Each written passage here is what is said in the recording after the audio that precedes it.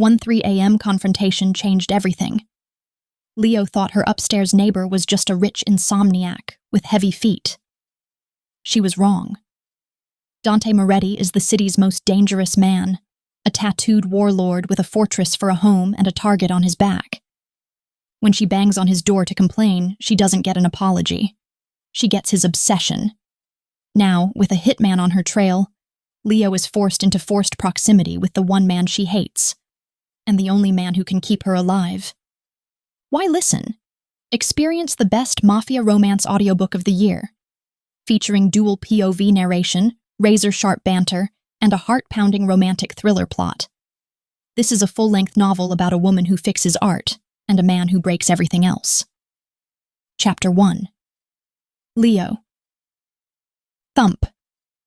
Thump. Thump. The ceiling vibrated. Dust motes danced in the beam of the street lamp filtering through the blinds, mocking me. Murder wasn't just a fantasy anymore. It was a viable life choice. A broom handle wasn't enough. I needed a ladder, a sledgehammer, and a plea deal. The digital clock on the nightstand glared back in aggressive red neon. 3:12 a.m. My eyes burned, gritty and dry, as if someone had replaced my contact solution with sand. 16 hours. I had spent 16 hours hunched over a 17th century oil painting that smelled of decay and old varnish, holding my breath while I tried to color match a patch of cerulean blue sky no bigger than a fingernail. My back seized with a dull, throbbing ache. My fingers were stained with solvent and pigments that would take days to scrub off. 5 hours. That was all I asked for. 5 hours of unconsciousness before the sun came up, and I had to go back to the gallery and do it all over again. Thump, thump, crash, that was it. The final straw snapped audibly in my brain. The duvet flew off my legs. Cold air bit at my skin, the damp chill unique to pre-war buildings with character and radiators that hissed but produced zero heat. Rage kept me warm. Pure, unadulterated, sleep-deprived fury. For 3 weeks, the giant in Penthouse A had walked around like he was wearing concrete boots. No name, no face, just a tread heavy enough to rattle my light fixtures. He paced, back and forth, a caged tiger or a nervous father in a 1950s sitcom, stomping a hole through my sanity. I grabbed my robe and knotted it tight around my waist, jamming freezing feet into fuzzy pink slippers. A mirror wasn't necessary. I knew the reality. A messy bun migrating off the side of my head, a smear of yellow ochre on my chin, and eyes wild enough to scare a feral cat. Good. Let him be terrified. The hallway smelled of floor wax and someone's burnt popcorn. I marched to the elevator and jabbed the call button with enough force to bruise my finger. The super had ignored me. The leasing office had ghosted me. The passive-aggressive note on the lobby bulletin board had disappeared. Diplomacy was dead. The elevator dinged. The doors slid open. I stepped in and hit the button for the top floor. The light lit up instantly. Apparently, rich people didn't believe in security codes or consequences. When the doors parted on the penthouse floor, no hallway greeted me. Just a foyer that acted as a fortress checkpoint. 2 men stood there. Massive. Not gym rat big, but bred in a lab big. Black suits strained at their shoulders, earpieces coiled into their collars like plastic snakes.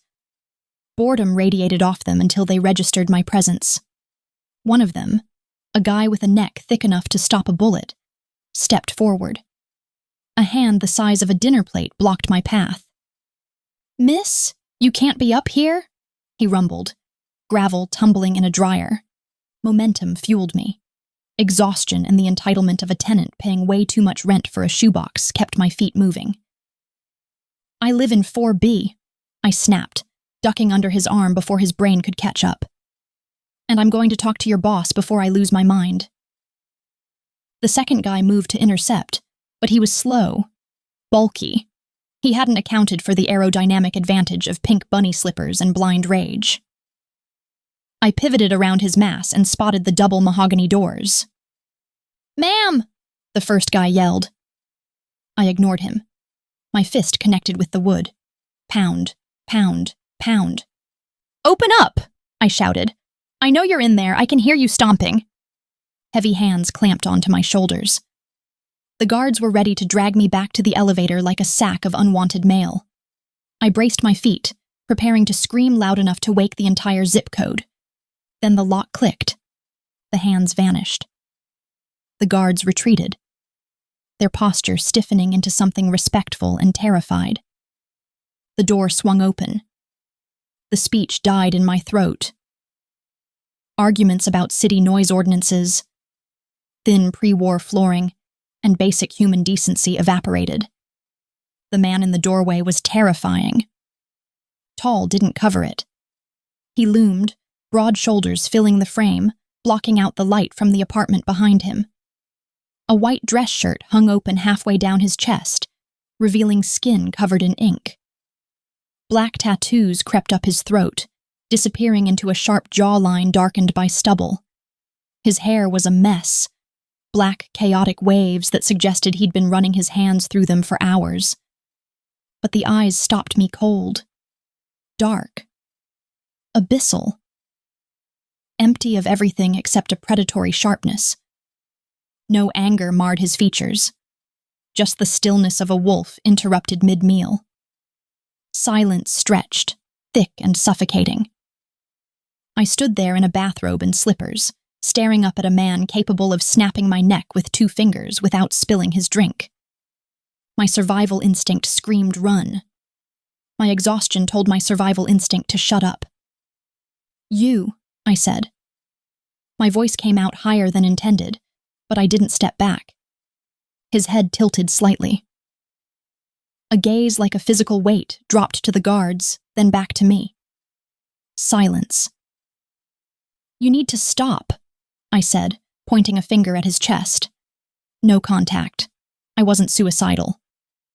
"Stop pacing, stop stomping, stop moving furniture or dropping bowling balls or whatever it is you're doing up here at 3 in the morning." He blinked. Slow. Deliberate. His focus shifted to my finger, down to the bunny slippers, then back to my face. Apathy glazed his expression. "I work for a living," I continued, the anger rallying. "I restore art. Do you know what happens if I shake because I'm tired? I ruin a priceless painting. I ruin history. And it's going to be your fault because you can't sit still." One of the guards cleared his throat nervously. "Boss, we tried to stop her." A hand raised. The guard went silent immediately. The man in the doorway hadn't looked away from me once. He studied me as if I were a particularly confusing abstract painting he couldn't quite decipher. "Thin floors," he said. Deep, baritone. The vibration hummed in the air between us. Not an apology. A statement of geological fact. "Yes," I said, exasperated. "Exactly. Thin floors. Which means when you walk around like Godzilla, I hear it." He stared for another long second. Then his hand dipped into his pocket. I took a step back. Weapon? If he pulled a gun, dying in bunny slippers would be the final indignity. Silver flashed. Not a gun. A money clip. Thick. Heavy. Loaded with a wad of cash that probably outweighed my checking account. He peeled off a stack of hundreds. He didn't count it. He just grabbed a chunk. He held it out. "Buy earplugs," he said. Crisp $100 bills. 2 grand, maybe 3. My brain short-circuited. No apology. No promise to stop. He was paying for my silence. Exhaustion bruised the skin beneath his eyes, dark purple shadows against the tan. But overriding the fatigue was dismissal. I was a gnat he could swat away with currency. "Take it," he said, thrusting the money closer, "and get better slippers." The heat rushed up my neck, hotter than the malfunctioning radiator. He was mocking the slippers. I snatched the money from his hand. Satisfaction flickered in his dark eyes. Everyone has a price. Apparently, mine was the cost of a high-end noise machine and some designer footwear. I held his gaze, dead on. Then I opened my hand. The bills fluttered down, drifting like expensive confetti to the marble floor of his foyer. They scattered around his bare feet. "I don't want your money," I said, my voice shaking just a little. "I want you to be a decent neighbor." Deafening silence. The guard stopped breathing. The man stared down at the scattered cash, then back up. The boredom shattered. His eyes narrowed, focusing on me with a sudden, terrifying intensity. "Good night," I said. I spun around and marched back to the elevator. The guard scrambled out of the way like I was radioactive. I hit the button, heart hammering against my ribs, threatening to crack the bone. The doors started to slide shut. I glanced back. He still stood in the doorway, framed by the golden light of his penthouse, surrounded by the money I had thrown at his feet. He ignored the cash. He watched me, and the apathy was gone. Fury radiated off him, hot and palpable. The doors slammed shut, severing the connection. I slumped against the metal wall, knees turning to water. War. I had just declared war on a giant. You don't throw money back at a man like that without consequences. The elevator descended, taking me back to my cold apartment and my unfinished painting. But as I stepped out onto the 4th floor, silence greeted me. At least he had stopped stomping. Chapter 2. Dante. Stomping implies a lack of control. I didn't stomp, I prowled. Movement fueled thought. The habit had burned itself into my muscle memory during a 3-year stint in a 6x8 cell, where the only way to outrun the demons was to walk until the concrete wore down beneath my heels. Now, 3,000 square feet of Italian marble and imported hardwood stretched out before me, but the cage remained. It just had better views. I pivoted at the floor-to-ceiling windows. Below, the city sprawled like a circuit board of glittering gold and cold steel, blinking back at me with indifferent malice. Beautiful. Hateful. The penthouse was silent. Oppressively so. I had paid millions for this silence, engineered the walls with acoustic dampening, and reinforced steel to create a fortress where I could sleep without a gun under my pillow. But fortresses keep things in. They trap the noise in your head so it has nowhere to go but louder. My gaze snagged on the Persian rug near the entryway. The money lay there, scattered, disrespected. She had thrown it. I crouched, the fabric of my suit trousers stretching over my thighs. I pinched a $100 bill between my fingers. Crisp. New. It smelled of ink, linen, and Federal Reserve arrogance. Most people would have snatched that stack so fast, they would have pulled a muscle. They would have fawned, thanked me for my generosity, and bought the cheapest earplugs available while pocketing the difference. Not the girl in 4B. The security grid mounted on the wall glowed with a soft, blue hum. 16 camera angles dissected the building's anatomy. My attention zeroed in on the feed for the 4th-floor hallway. Empty. Just a peeling gray door standing guard over whatever chaotic life existed behind it. I ran a thumb over the bill's edge. Fear usually greeted me at the door. I was 6'4", scarred, and radiated violence like a radiator radiates heat. People crossed the street to avoid my shadow. She hadn't flinched. Well, a tremor had run through her when the door first opened. But then she rallied. She stood there in ridiculous pink bunny slippers, hair escaping a messy bun, and lectured me about art restoration. A rusty sensation tugged at the corner of my mouth. A smile. It vanished the second my phone vibrated against the marble of the kitchen island. I tossed the money onto the console table and stalked into the kitchen. The silence shattered. A rat. The word curdled in my gut. Someone in my inner circle was talking. Shipments intercepted. Routes leaked, money bleeding out of accounts only 5 people could access. The fortress wasn't breached from the outside. The rot was coming from within. I answered the phone. "Rocco." "Come up," I ordered. I killed the call. I poured a glass of water, my hand steady, though my mind raced at 100 miles an hour. That was why I paced. That was why the girl downstairs heard thunder every night. I was trying to outrun the paranoia before it ate me alive. The elevator chimed 60 seconds later. Rocco stepped in. Wrinkles marred his suit, evidence of a night spent working the streets. He was shorter than me, wider, with a face carved from granite by a dull spoon. The only man I trusted to hold a knife behind my back.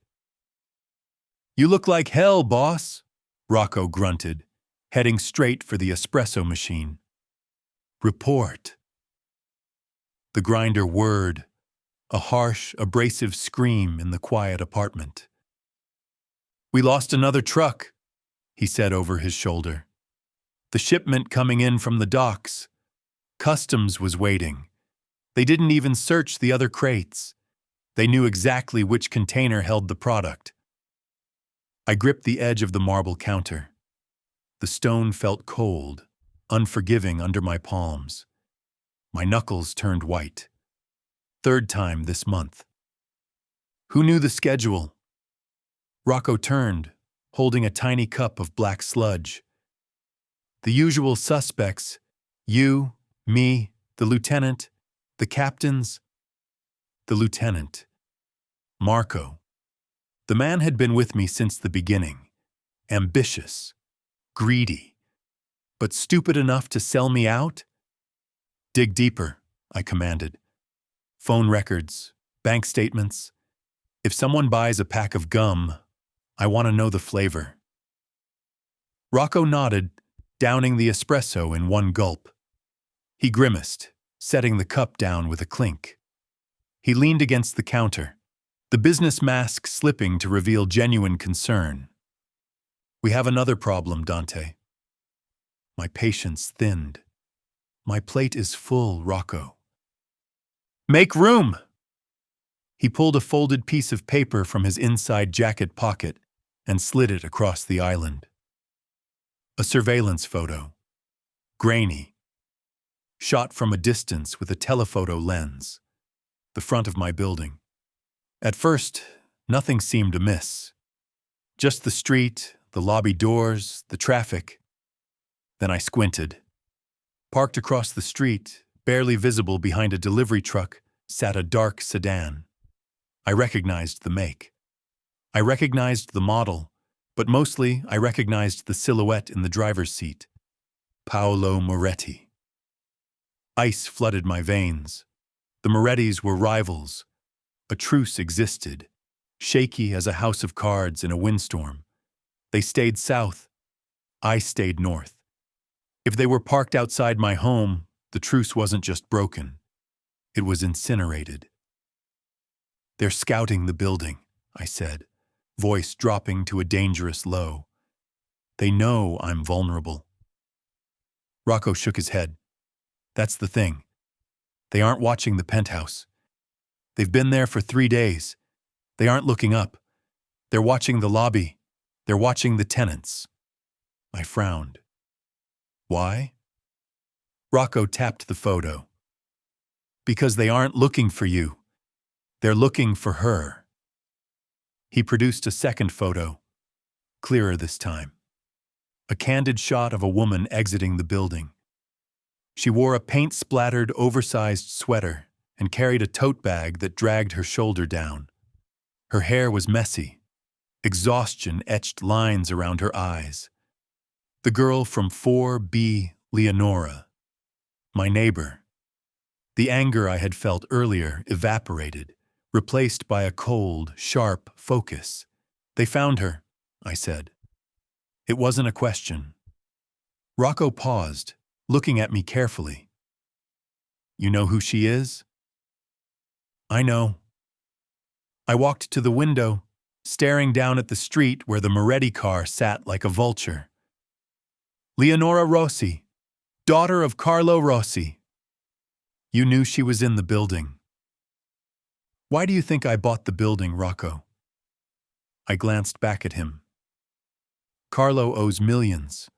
I bought his debt 6 weeks ago to keep the Morettis out of my territory. I knew he had a daughter. I put her under surveillance to see if she was laundering his money. And is she? No, I said. She's broke. She restores paintings and drives a car that shouldn't be street legal. She hates her father. Rocco looked at the photo of Leo again. Well, the Morettis just figured out where she lives. Carlo skipped town 2 weeks ago. If they can't find him, they'll take the next best thing. I clenched my jaw until the muscle feathered. I had bought this building to control my environment, to eliminate variables. Leonora Rossi was supposed to be just a name in a file, an asset to monitor, a leverage point I could use if Carlo ever resurfaced. But then she had come upstairs. She had stood in my doorway in bunny slippers and yelled at me. She had refused my money. She had looked at me not as a mob boss, but as a rude neighbor. She wasn't an asset anymore. She was a problem. She doesn't know, I said, about the debt or about me. If the Morettis grab her, she's going to find out real fast, Rocco warned. They won't just ask her questions, Dante. They'll break her to make Daddy come running. And they would do it on my property. My grip on the window frame tightened. This was my territory. From the antenna on the roof to the cracks in the basement foundation, this building belonged to me. Nobody touched what was mine. Nobody. And despite my better judgment, the girl in 4B had somehow become mine. Is the lobby guard the new guy? The one with the military background? Miller. Yeah. Good kid. Sharp.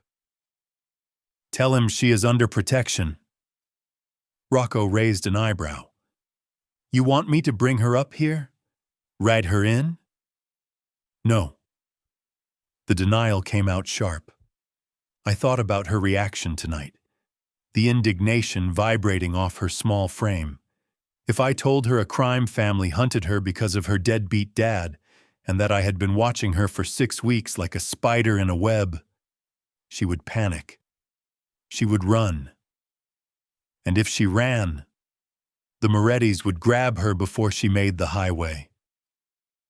She can't know, I said. She stays exactly where she is. She goes to work, comes home, lives her life. But from this second forward, nobody touches her. Not a Moretti soldier, not a delivery guy, not a stray dog. Rocco watched me carefully. He saw the shift. He knew me better than anyone. He knew I was crossing a line from business to obsession. You sure about this, Dante? Getting involved in a Rossi debt is messy. The Morettis will see it as an act of war. Let them. My voice dropped, colder than the glass against my hand. I glanced back at the security monitor. The 4th-floor hallway remained empty and silent. She was probably asleep now, finally getting the rest she fought for. She thought I was the villain of her story because I walked too loud. She had no idea I was the only thing standing between her and a shallow grave. Tell Miller to watch the cameras, I instructed. If she leaves the building, I want a tail on her. If anyone approaches her, intervene. And Rocco? Yeah, boss? Find out who slashed her tires. Rocco frowned. Her tires are slashed? Not yet, I said, eyes narrowing at the dark sedan on the street below. But the Morettis are petty. They like to isolate their prey. They like to make them feel helpless before they swoop in. Check her car in the morning. Rocco finished his coffee, setting the cup down. He adjusted his jacket, hiding the bulge of his shoulder holster. Consider it done. Get some sleep, Dante. You're going to need it." He headed for the elevator. I waited until the doors slid shut before walking back to the console table. The money still lay there, a chaotic mess of green on white marble. I picked up the bills, straightening them into a neat stack. I thought about her standing there, pink slippers and fury. I wasn't going to evict her. I wasn't going to let the Morettis take her. I slid the money into my pocket. She wanted a decent neighbor. I was going to be the best neighbor she ever had. I was going to keep her alive. Chapter 3. Leo. The universe had conspired to ruin me. Sunlight assaulted my eyelids, bypassing the gap in the curtains to stab directly into my retinas. Dust motes danced in the aggressive beam, mocking my existence. No alarm, no backup alarm. The phone on the nightstand sat silent and innocent, displaying 8:45 in neon digits that might as well have been a countdown to my unemployment. A sound halfway between a scream and a groan tore from my throat. Julian expected me at the gallery at 9. The drive took 20 minutes in a world where traffic laws were respected and teleportation existed. In New York, it took 40. I exploded out of bed. Adrenaline replaced caffeine, a jittery, terrible substitute. The shower was a luxury I couldn't afford. Violent efficiency took over, teeth brushed in 30 seconds, hair twisted into a chaotic bun that leaned more unwashed hermit than artistic genius. And the first clothes my hands found. Black jeans, a white blouse with a faint smear of turpentine on the hem. I threw a gray, oversized cardigan over it to hide the evidence. My tote bag, heavy enough to anchor a small boat, hit my shoulder with a bruise-inducing thud. I sprinted. The penthouse stairs blurred past. My brain refused to acknowledge the giant in 4A, the money left on his doormat, or the way his dark eyes had tracked me like a laser sight the night before. Survival mattered more. Julian was a genius with Baroque art, but he handled tardiness with the emotional maturity of a toddler denied a juice box. I burst through the lobby doors. The morning air hit my face, cool and smelling of exhaust fumes and roasting coffee. The city roared, already hours ahead of me. I scanned the curb for my car. My Honda Civic was old enough to vote.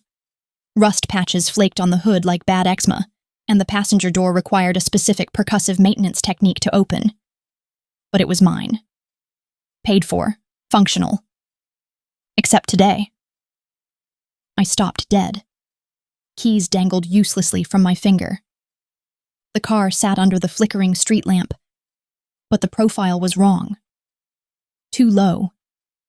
It looked like it was melting into the asphalt. Dread pooled in my stomach, cold and heavy. I moved closer. Rubber puddled around the rims. Not just flat. Destroyed. I dropped my bag and crouched. A long, jagged wound gaped in the sidewall of the front tire, exposing the steel belt like a rib cage. I circled the vehicle. Back tire, slashed. Driver's side, slashed. All four, executed. This wasn't random vandalism. Kids with knives popped one tire for the thrill. Systematic destruction of all four tires was personal. It was a message. But who sent messages to art restorers? The most controversial thing I did was suggest a client's original Rembrandt was actually a 19th century copy. I kicked the front bumper. Damn it! Pain exploded in my big toe. Canvas sneakers offered zero protection against steel bumpers. I hopped on one foot, clutching my injured appendage and cursing a blue streak that would have made a sailor blush. Late. Broke. Stranded. I reached for my phone. I had to call Julian. I had to tell him I wasn't coming in. I couldn't afford a tow truck, let alone 4 new tires. Maybe the black market needed a kidney. I had 2. A shadow fell over me, blocking out the sun. A massive black SUV glided to a curbside stop, silent as a shark. Polished to a mirror shine, it reflected my disheveled reflection back at me in high definition. The windows were tinted so dark they looked like pools of ink. I stepped back. Whoever slashed the tires might have returned for the driver. I gripped my phone like a weapon, ready to throw it. The rear window rolled down with a smooth, expensive hum. I expected a gang member. A cop. Maybe Julian coming to fire me in person. Instead, a white dress shirt appeared. A sharp jawline. Eyes darker than the window tint. Dante. Daylight didn't diminish him. It sharpened him. The mythical monster from the hallway had transformed into a corporate warlord. A charcoal gray suit, tailored to within an inch of its life, spanned his broad shoulders. He looked expensive. He looked dangerous. And he viewed my ruined car with absolutely zero surprise. "Get in," he said. The voice rumbled through the open window, settling deep in my chest. A command, not an offer. I blinked. "Excuse me?" "Get in the car, Leonora." He knew my name. I hadn't offered it. I had yelled, thrown money, and stormed off. Introductions hadn't made the agenda. I crossed my arms, ignoring the fact that my life was currently imploding on the sidewalk. "How do you know my name? And I'm not getting in a car with a stranger." "I'm not a stranger," he said, his expression flat. "I'm the guy who kept you awake, and you're going to be late." The time on my phone glared at me. 9:05. Julian was probably hyperventilating into a paper bag right now. "I called a tow truck," I lied. "No, you didn't," Dante said. "You kicked your bumper and started hopping around like a flamingo. Get in. I'll drop you off." Indignation flared. He had watched. He had sat in his climate-controlled tank and watched me flail. "I can take the subway." "The nearest station is 6 blocks away," he countered. "You'll be 20 minutes late. Your boss sounds like the type to hold a grudge." "How do you know what my boss is like?" Dante didn't answer. He simply reached over and unlatched the door from the inside. The interior looked like a private jet cabin. Cream leather seats. Legroom for days. The scent of sandalwood and new car drifted out, promising safety and air conditioning. "Leonora." His voice dropped an octave, vibrating with authority. "Get in." Risk assessment time. Option A, stand here, wait for a tow truck I couldn't afford, get fired, and cry on the sidewalk. Option B, enter the luxury vehicle with the scary, hot neighbor who apparently Googled me, keep my job, and survive the morning. I huffed, blowing a loose strand of hair out of my eyes. "Fine," I snapped. "But if you murder me, my ghost is going to haunt your penthouse forever. I will make so much noise you'll never sleep again." A corner of his mouth twitched. Almost a smile. "Deal." I climbed in. The door shut with a heavy, reassuring thud, sealing out the grit and noise of the street.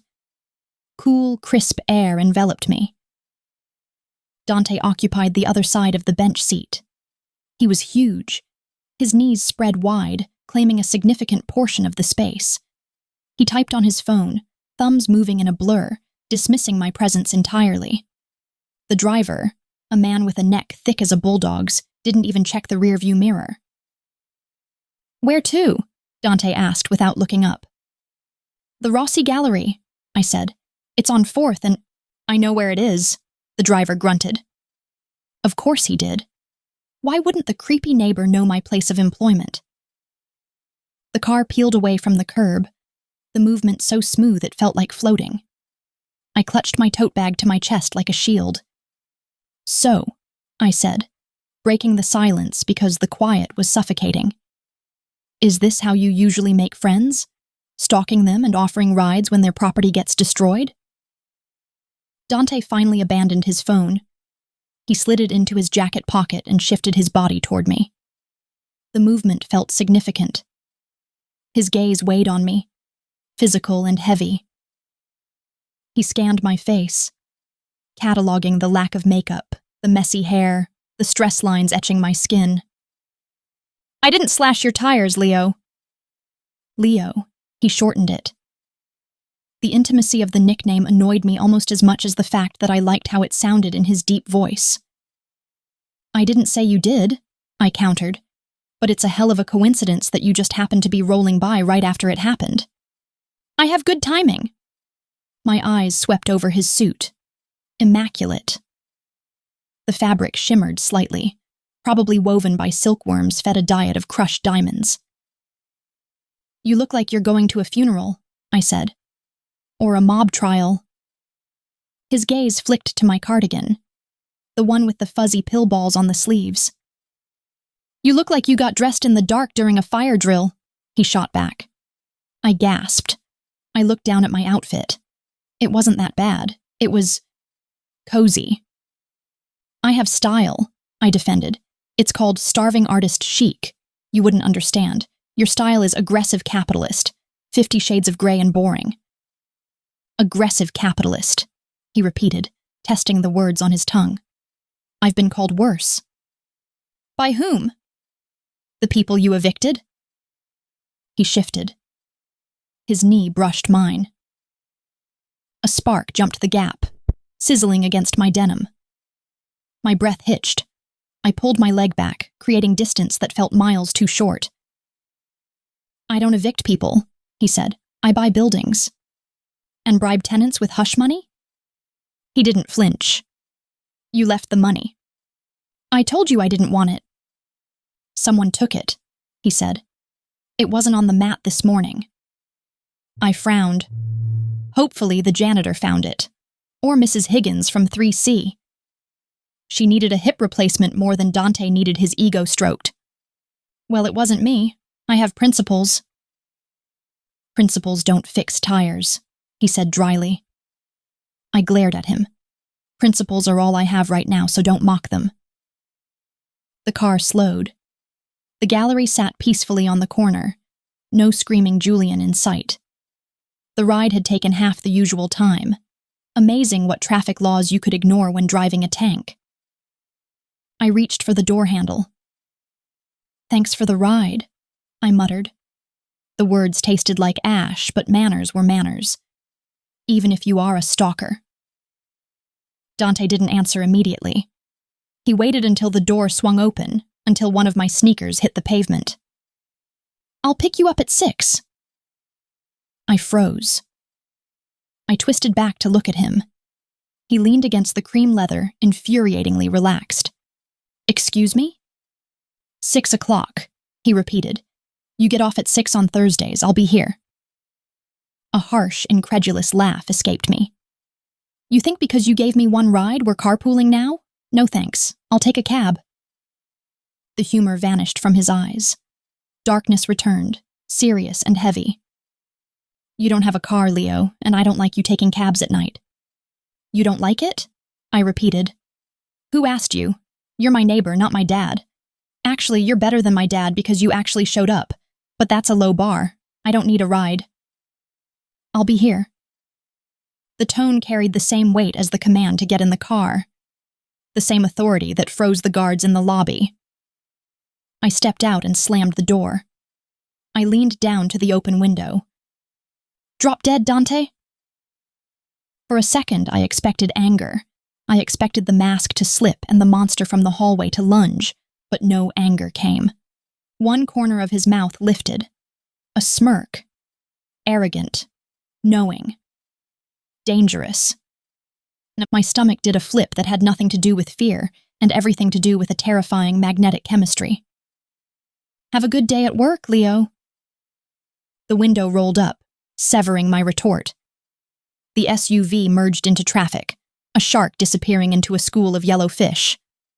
I stood on the curb, clutching my bag. My heart raced, thumping a frantic rhythm against my ribs. My tires were slashed.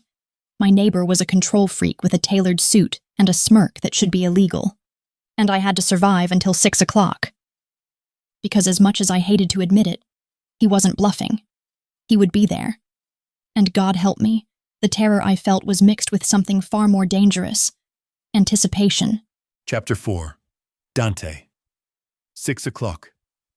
I checked my watch as I leaned against the hood of the SUV, 5:58. Early. A rarity. Punctuality defined me. Precision and ruthless time management were tools of the trade. but I didn't waste minutes inhaling exhaust fumes on 4th Avenue waiting for people.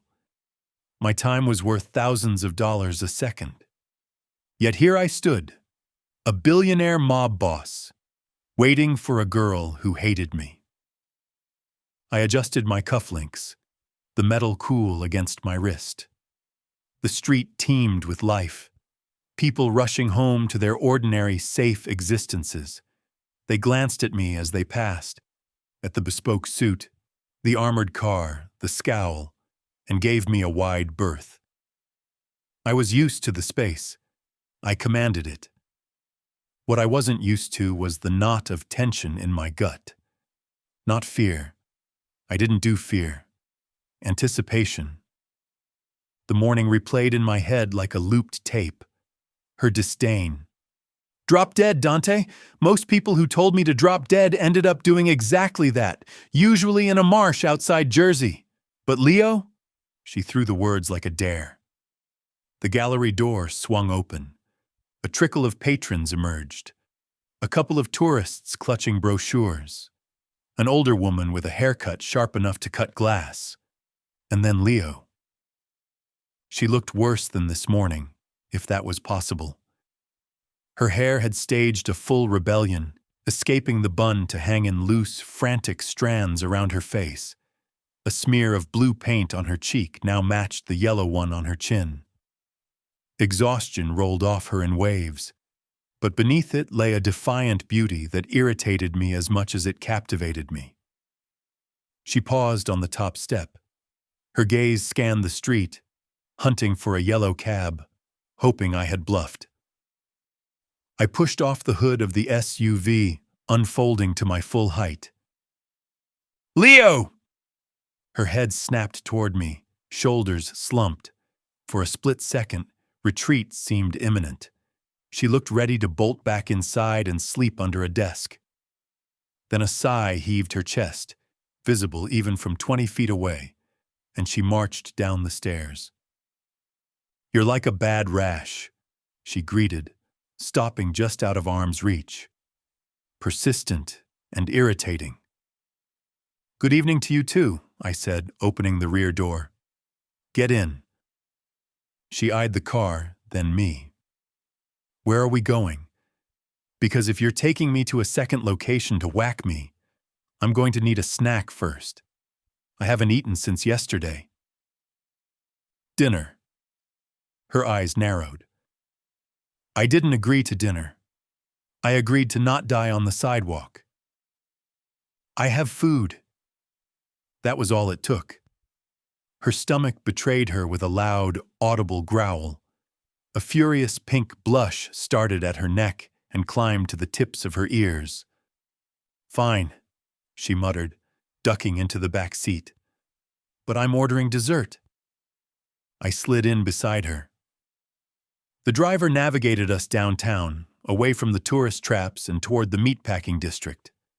Leo pressed herself against the door, putting as much leather between us as physics allowed. She clutched her tote bag like it contained the nuclear codes. So, she said, staring out the window at the blurring city, what kind of food does a mob boss eat? Human souls? Endangered species? I checked my phone. Rocco had sent an update on the tire slashing. No leads. The cameras on her street had conveniently malfunctioned. My grip on the phone tightened. Italian, I said. Groundbreaking. We pulled up to Il Fiore, my restaurant, my sanctuary. The sign on the door read, "Closed for a private event." The event was me trying to keep Leo alive for another 24 hours without alerting her to the target on her back. The driver opened the door. The street was quiet here, cobblestones slick with evening dampness, shadows stretching long and distorted. Leo stepped out, eyeing the dark windows. It's closed. Not for us. I led her inside. The dining room lay empty, a sea of pristine white cloths and gleaming silverware. Light spilled only from the kitchen in the back, and the low, amber glow of wall sconces. Intimate. Too intimate. Leo walked in, sneakers squeaking on the hardwood. She spun slowly, taking it all in. "You own this place?" "I do." She trailed a finger along the back of a velvet chair. "It's nice. A little pretentious with the white tablecloths. But nice." I guided her past the main floor and into my private office at the back. It was where I conducted business that required vintage wine and absolute privacy. A small table set for two waited near the fireplace. Leo hesitated in the doorway. "This feels like a date." Suspicion laced her voice. "It's dinner," I corrected, pulling out a chair. "Sit."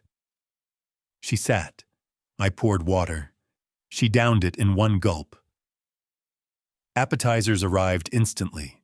Bruschetta, calamari, arancini. Leo didn't wait for a plate. She grabbed a rice ball and bit into it, a moan of pure, unadulterated pleasure escaping her throat. "Okay," she said around a mouthful of cheese. "You're forgiven for the stalking. This is amazing." I watched her eat. She attacked the food with the same intensity she applied to everything else, unapologetically. No pretense, no delicate bites. She was messy and real and entirely captivating. Hunger didn't touch me. My stomach was a knot of nerves. I needed intel. I needed to know if the Morettis had made contact. "Have you heard from your dad lately?" I asked, keeping the tone casual. Leo froze. She swallowed the bite with difficulty, setting the rest of the arancini down, the light in her eyes extinguished. "Why?" "Just making conversation." She snatched her napkin, wiping her hands aggressively. "No, I haven't, and I don't plan to. He's unavailable." Unavailable, a polite euphemism for a degenerate gambler on the run. "I'm sorry."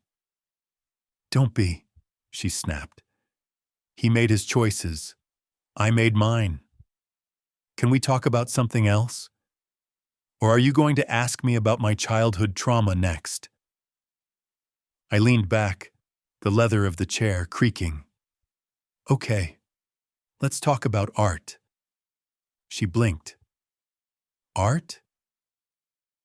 "You restore paintings. That sounds delicate." "It is," she said, shoulders dropping an inch. "It's about patience. You have to strip away the dirt and the bad varnish to find what's underneath. Sometimes the original artist made mistakes.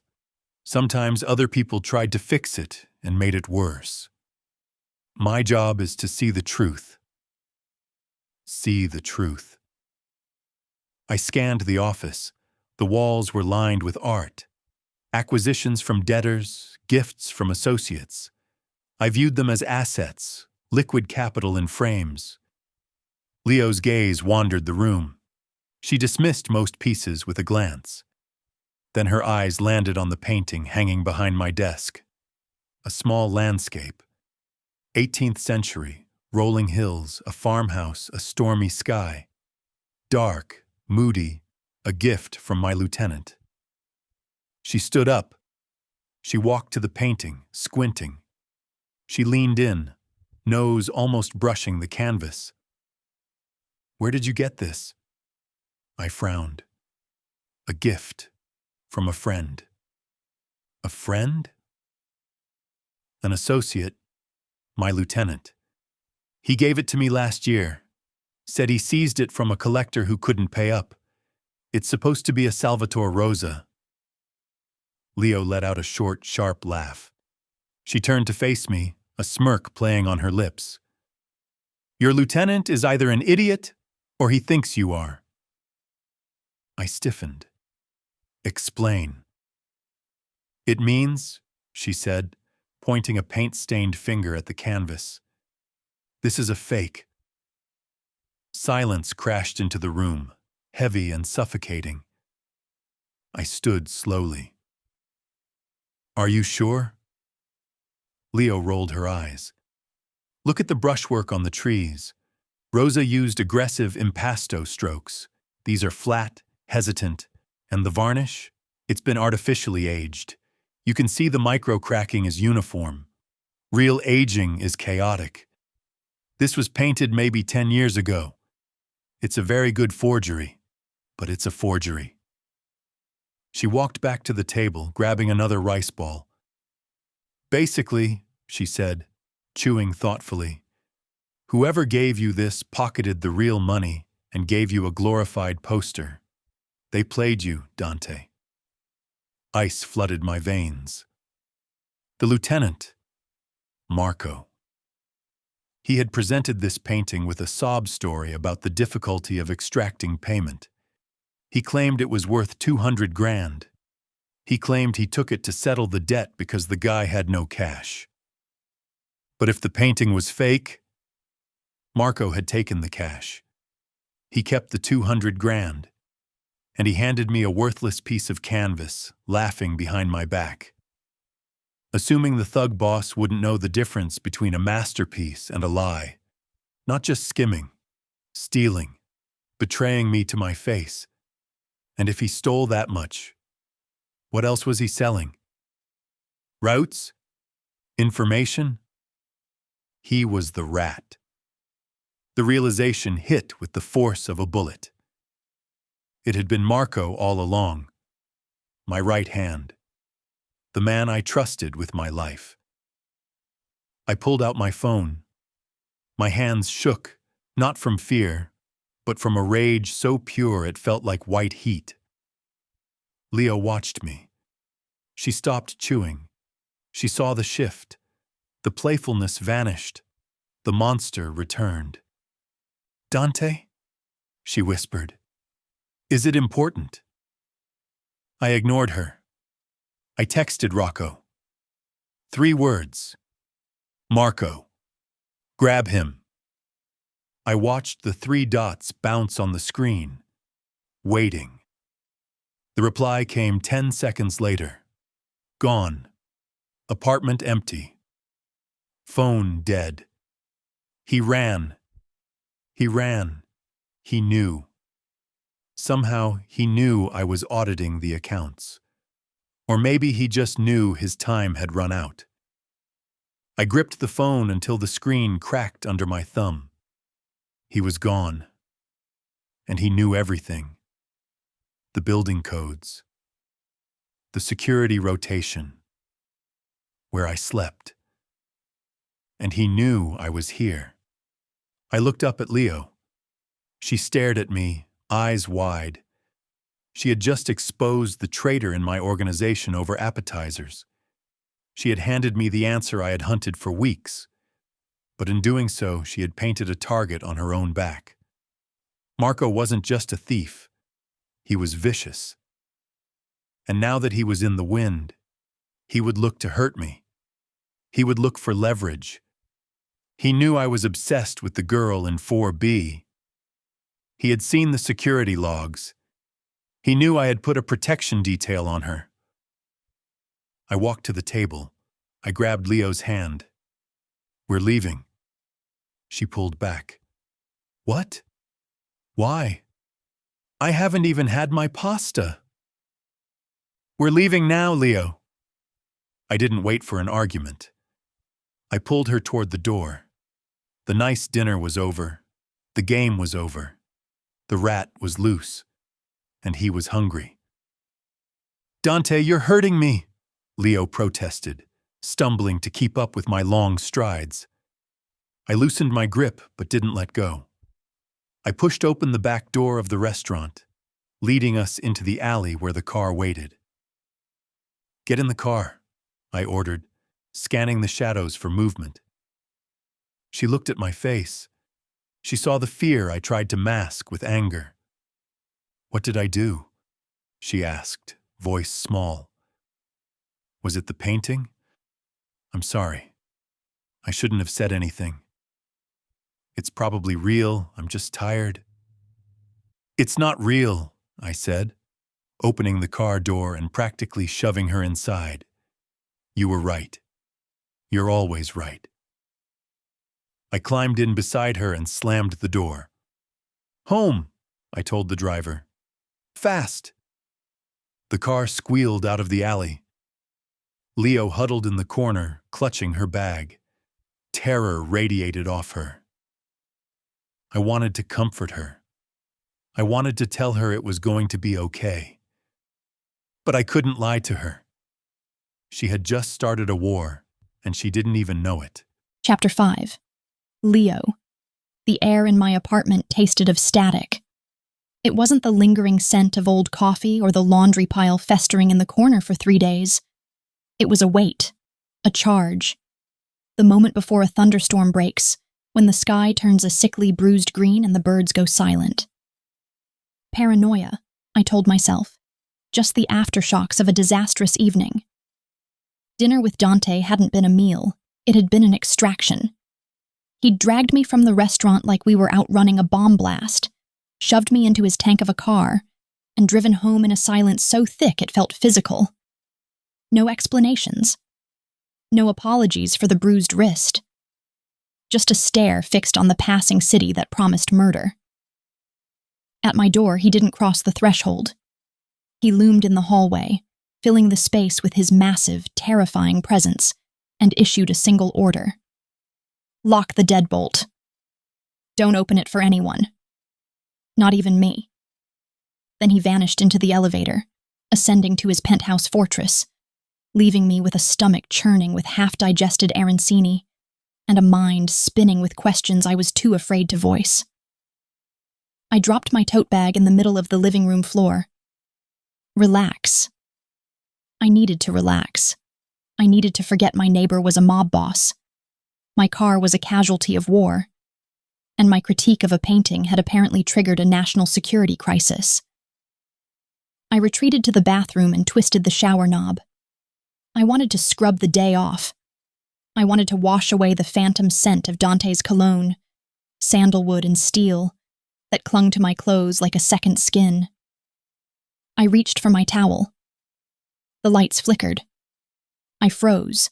The bulb buzzed, dimmed to a sickly orange, and died. Pitch blackness swallowed the room. My heart slammed against my ribs, a painful, solitary thud. Okay. Breathe. Just a power outage. This building was pre-war. The wiring was probably held together by electrical tape and the prayers of the super. I felt my way out, fingers skimming the cool tile, then the rougher plaster of the hallway. The living room was a cavern of shadows, illuminated only by the streetlights filtering through the blinds in thin prison bar stripes. Silence, absolute and heavy. Then the sound came. Beep. Beep. Beep. Click. My blood turned to ice water. Not a key turning, not a shoulder hitting wood, the electronic keypad. I installed it last year. 4 digits. A code only I knew. And the super, who was 70 and asleep by 8. The doorknob turned. Slow. Deliberate. Panic surged, hot and sharp. I scanned the darkness for a weapon. Phone? In the bag by the door, too far. Kitchen knives? In the other room. I stood in the hallway, armed with a towel. The door creaked open. A shadow detached itself from the gloom of the hallway.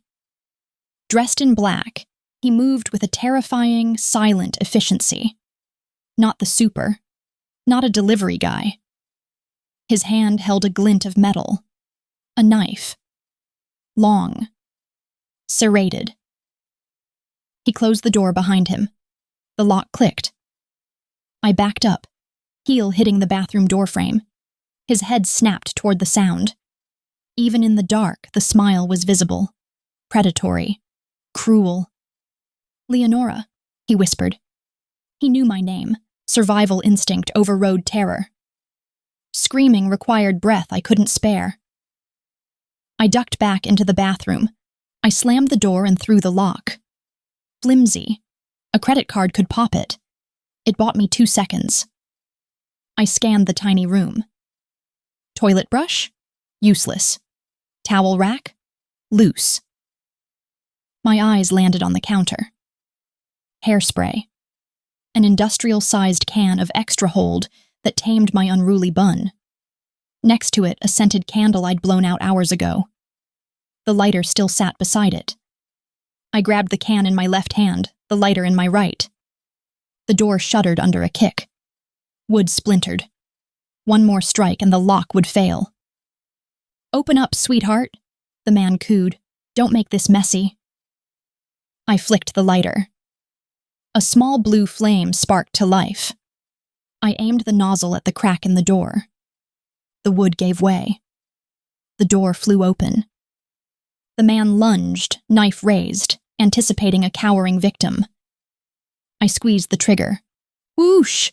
A jet of fire, 3 feet long and roaring like a dragon, erupted from the can. It engulfed his face. He screamed. A horrible, guttural sound that tore through the apartment. He dropped the knife, clawing at his eyes, stumbling back into the hallway. The stench of burnt hair and singed synthetic fabric filled the air instantly. I didn't stop. I advanced, keeping the flame alive, screaming a war cry I didn't know I possessed. "Get out!" I shrieked. "Get out!" He flailed blindly, crashing into my bookshelf. Paperbacks tumbled down, burying him in literature. Disoriented, in agony, but still lethal. He reached for his waistband. A gun. He couldn't see, but he didn't need to aim to kill in a room this small. I dove to the floor just as a deafening crack tore the air. Plaster exploded from the wall above my head, dusting my hair with white powder. I scrambled behind the sofa, my makeshift flamethrower useless now that I was pinned. Crack! My favorite vase shattered, shards raining down on the carpet. He was recovering, blinking through the tears streaming down his blistered face, finding his bearings. "I'm going to kill you, bitch!" he snarled, leveling the gun. The front door exploded inward. It wasn't opened. It was annihilated. Kicked off its hinges with a force that shook the floorboards. Dante filled the doorway. A demon rising from hell. Jacket gone. White shirt sleeves rolled up to reveal corded muscle. In his hand, a black pistol that looked like an extension of his arm. He didn't hesitate. He didn't ask questions. He assessed the scene, the smoke, the gunman, me cowering behind the sofa, in a fraction of a heartbeat. The intruder spun, trying to bring his weapon to bear on the new threat. Too slow. Bang, bang, 2 shots. Clean. Efficient. The intruder dropped like a sack of wet cement. No twitch. No groan. Just gone. Silence rushed back into the room, louder than the gunshots. My ears rang. I stayed behind the sofa, clutching the hairspray can like a talisman, chest heaving. Air refused to enter my lungs. Dante moved. He stalked to the body, gun trained on the center mass. He kicked the intruder's weapon away, checked for a pulse, and holstered his own pistol. Then he turned to me. "Leo?" His voice was rough, shaken. I stood slowly. My legs trembled so violently I had to lean against the sofa back to stay upright. "Is he?" "Yes." He crossed the room in 2 strides, stepping over the mess of books and broken glass. He stopped a foot away, eyes scanning me for blood, for injury. "Are you hurt? Did he touch you?" I shook my head. "No, I burned him." Dante's gaze flicked to the hairspray can, then the lighter. A flicker of something, disbelief, admiration, crossed his face. "You improvised." I nodded dumbly. He reached out, gently prying the can from my death grip. He set it on the coffee table. Then he took my hands. His palms were warm, rough, and incredibly steady. "Look at me, Leo." I looked up. His face was hard, jaw set in a line of granite. But his eyes burned with a terrifying intensity. "He had a keycard," Dante said. I blinked. "What?" "The guy, He didn't break in. He used a cloned keycard. The electronic lock beeped, right? Yes. Dante cursed. A harsh Italian word I didn't know, but the venom was clear. He squeezed my hands. It wasn't the Morettis. It was my guy, the lieutenant. He sent a cleaner to silence you. Silence me? My voice cracked. Why? Because you're the only witness. You saw the painting. You identified the forgery. You're the loose end, and he gave up the security codes to get to you. The reality hit like a physical blow. My apartment wasn't a sanctuary. My lock was a joke. The building I lived in, the fortress Dante owned, was compromised. I pulled my hands away, wrapping my arms around myself as a chill took hold. I need to call the police. No police? He moved to my bedroom door. He grabbed my tote bag from the floor where I'd abandoned it. He started shoving things into it. Charger, sweater, laptop. What are you doing? Packing, he said, zipping the bag. You can't stay here. I watched him. He moved with the same efficient speed he used to kill the man on my floor. Where am I supposed to go? A hotel? No, hotels aren't safe. He knows my properties. He knows my accounts. If I use a credit card to book a room, he'll find you in an hour. Then where?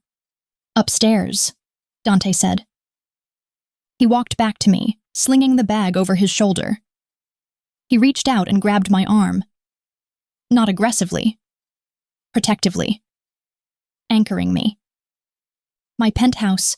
It has a manual deadbolt. It has reinforced steel doors. And it has me. I looked at the body on the floor. I looked at the scorched wall. I looked at the man who had just saved my life and was now issuing orders like a general.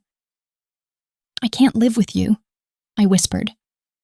You don't have a choice, Leo, he said grimly. He pulled me toward the door, shielding my body with his own as we stepped into the hallway. Until I find this rat and put him in the ground, you're mine.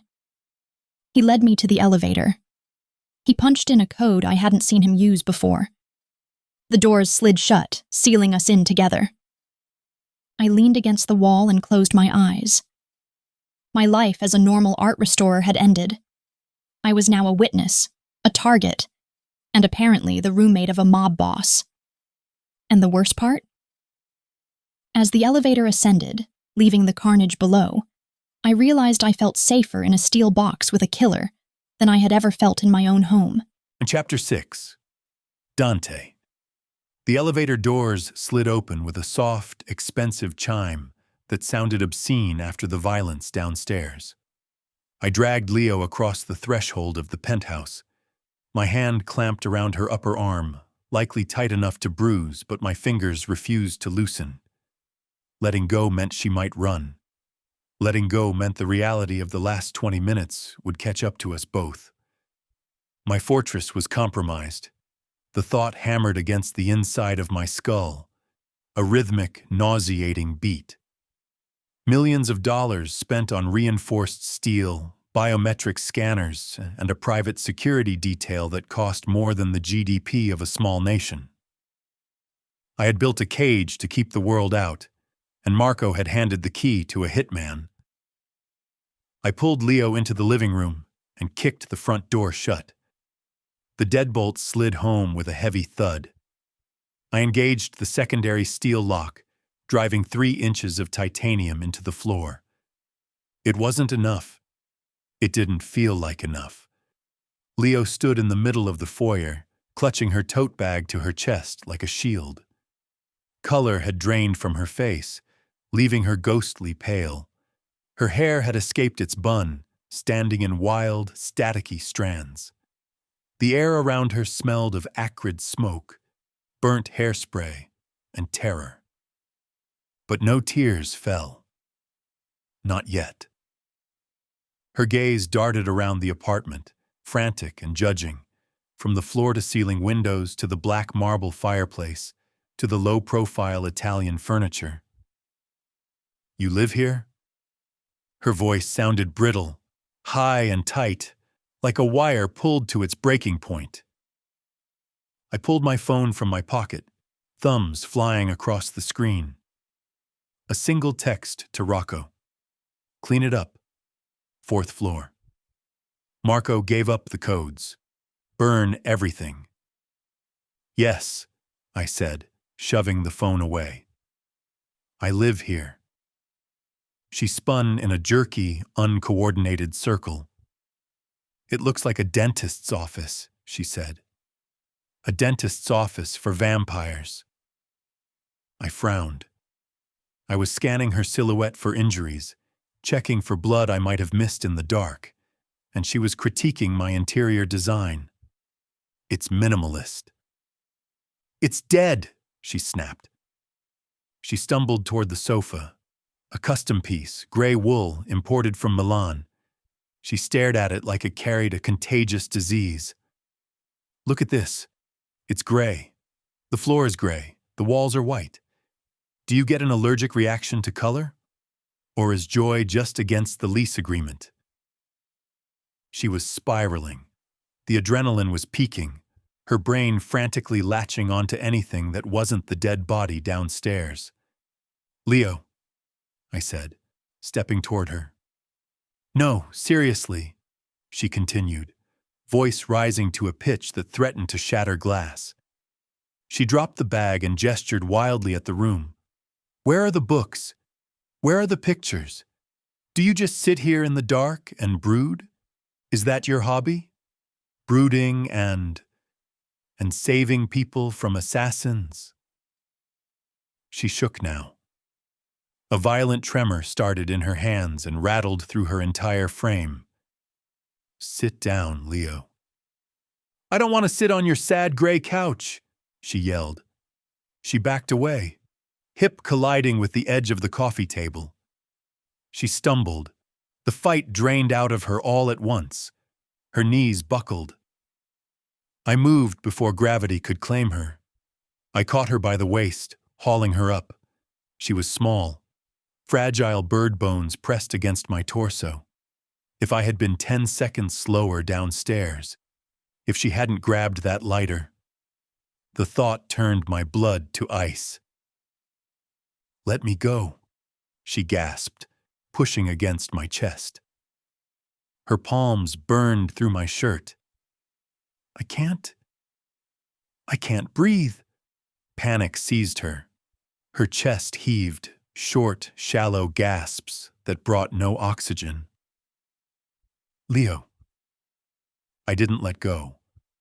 I pulled her closer, trapping her against the hard line of my body.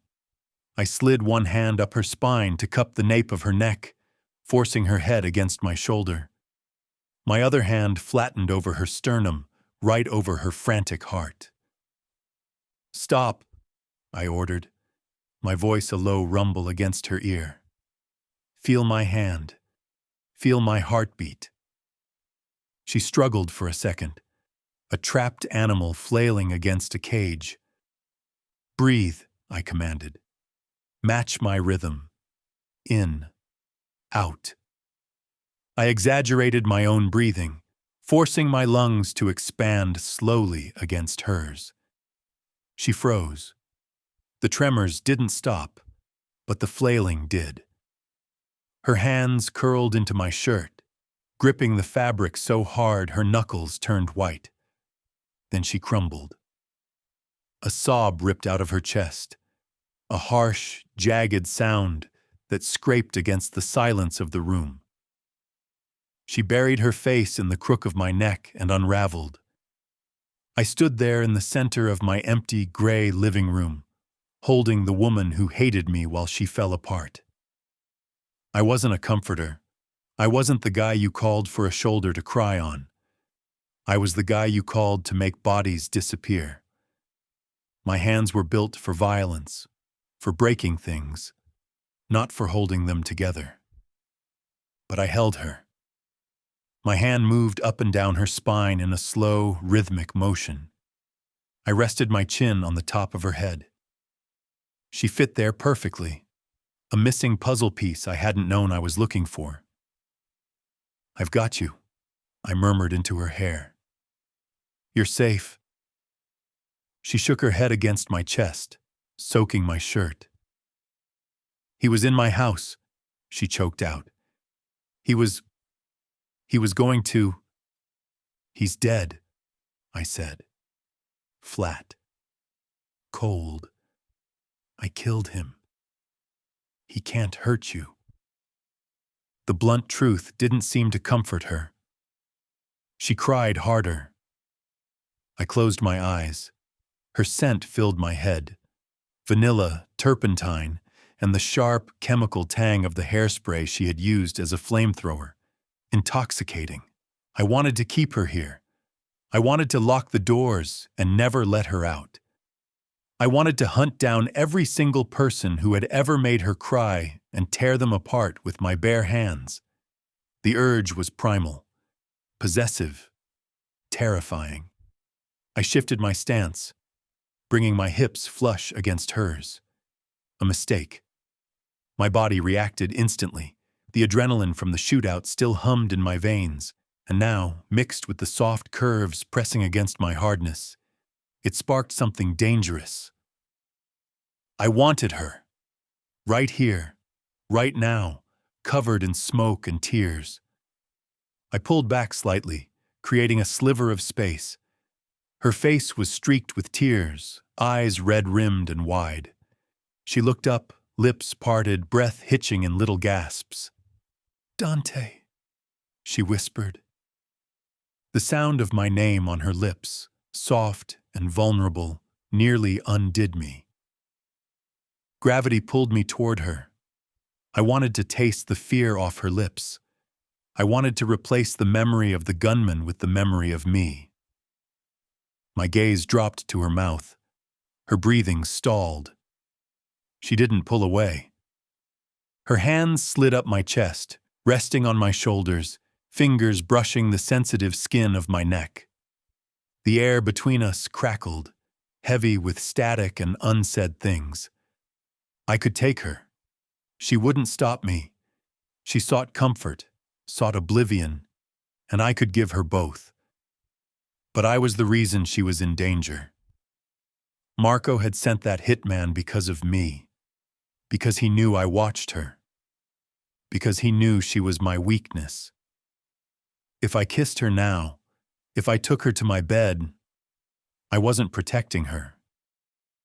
I was just another predator taking advantage of a wounded bird, and I had work to do. Marco was out there. The Morettis were out there. My house was compromised.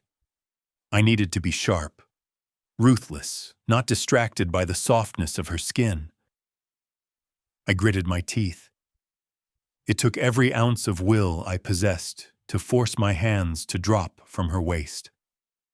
Leo stumbled slightly at the loss of support. She blinked, confusion warring with hurt in her eyes. "Go to the guest room," I said. My voice came out harsh, grating. I hated it, but I needed the distance. She wrapped her arms around herself, the coldness returning to her gaze. "Where is it?" "Down the hall, second door on the left. There's a lock on the inside. Use it." She stared at me for a long second. The vulnerability vanished, replaced by a wall of defensive anger. She nodded once, stiffly. "Fine." She grabbed her bag from the floor. She didn't look at me again. She turned and marched down the hallway, spine straight, head high. Her footsteps retreated. I waited until the door clicked shut. Then the lock turned. Good. She was learning. I released a breath I hadn't realized I was holding. My hands shook, not from the killing. I was used to killing. They shook from the effort of not touching her. I walked to the intercom on the wall. "Miller," I barked. "Yes, Mr. Moretti?" The guard's voice came through tinny and anxious. "I want 2 men outside the penthouse door. Full gear. If the elevator moves without my authorization, disable it. If anyone steps off that isn't me or Rocco, put them down. Understood?" Understood, sir. I killed the connection. I stalked into my office, a glass-walled box overlooking the city. Darkness suited the mood. I went to the cabinet and grabbed a bottle of whiskey. No glass. I unscrewed the cap and took a long, burning pull straight from the bottle. The alcohol hit my stomach like liquid fire, but it didn't numb the rage. Marco, my lieutenant, my brother in arms. He had sold me out for cash.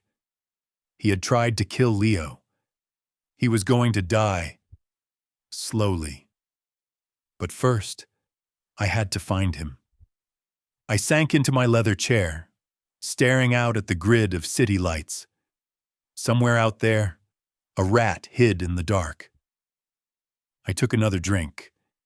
The penthouse was silent again, but the silence no longer felt like safety. It felt like a cage. And for the first time in my life, I wasn't sure if I was the jailer or the prisoner. My gaze drifted down the hall toward the guest room. She was safe, for tonight. But tomorrow, the war would start. And I had to make sure she survived it, even if she hated me for it. Especially if she hated me for it. Hate was safer than whatever I had seen in her eyes when I held her. Hate would keep her alive. I took another drink and waited for the sun to rise. Chapter 7. Leo. I woke up in a bed that felt like it belonged in a palace. Silk sheets pooled cool and smooth against my skin. The mattress, firm but yielding, likely cost more than my entire art school education. Sunlight streamed through floor-to-ceiling windows, illuminating a room that was vast, white, and completely devoid of personality. Disorientation hit first. I stretched, expecting to whack my knuckles against the wall of my tiny bedroom or knock over my bedside lamp. Instead, I rolled into empty space. Minimalist furniture sat like islands in a sea of expensive carpet. Then memory crashed back. The hitman, the jet of flame. Dante kicking down my door like a vengeful god. I sat up, clutching the duvet to my chest. My heart hammered a frantic rhythm. I was in the penthouse. Dante's fortress. And I wore an oversized t-shirt I'd stolen from his closet last night, because my own clothes reeked of smoke and fear. The sleek digital clock on the nightstand read 7 a.m. Coffee. I needed caffeine to process the fact that my life had morphed into an action movie. I climbed out of bed. The floor was heated. Of course it was. Why wear slippers when you can just heat the entire building? I padded down the hallway, bare feet silent on the hardwood. The penthouse was quiet. Too quiet. The kitchen was easy to find. A chef's dream of stainless steel and black marble, boasting a massive island and enough counter space to land a helicopter.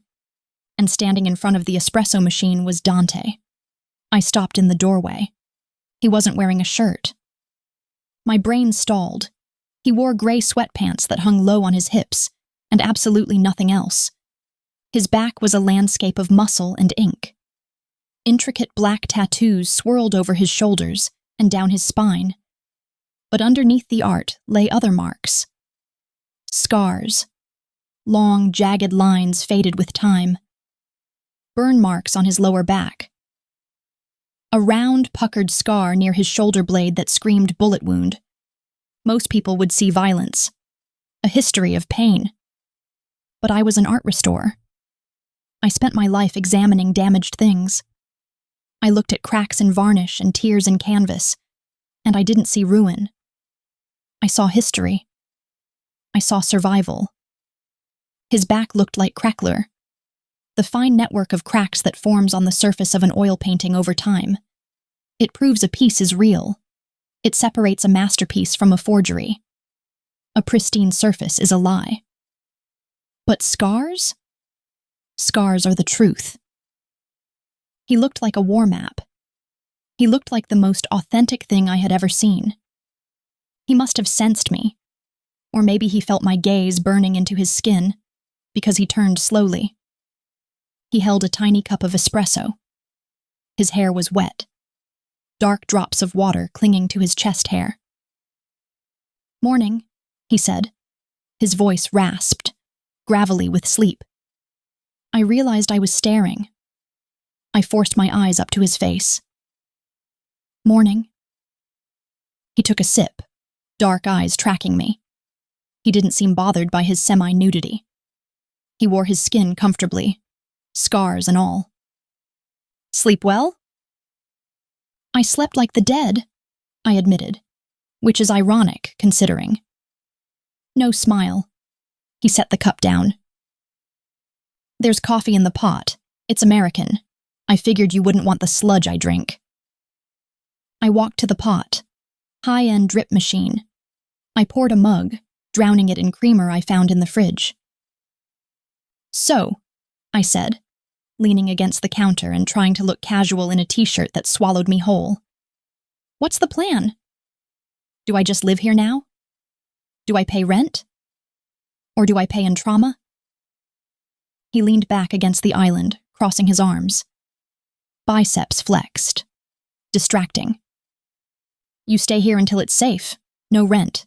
Consider it. Compensation for the property damage downstairs." I sipped the coffee. Good. Smooth.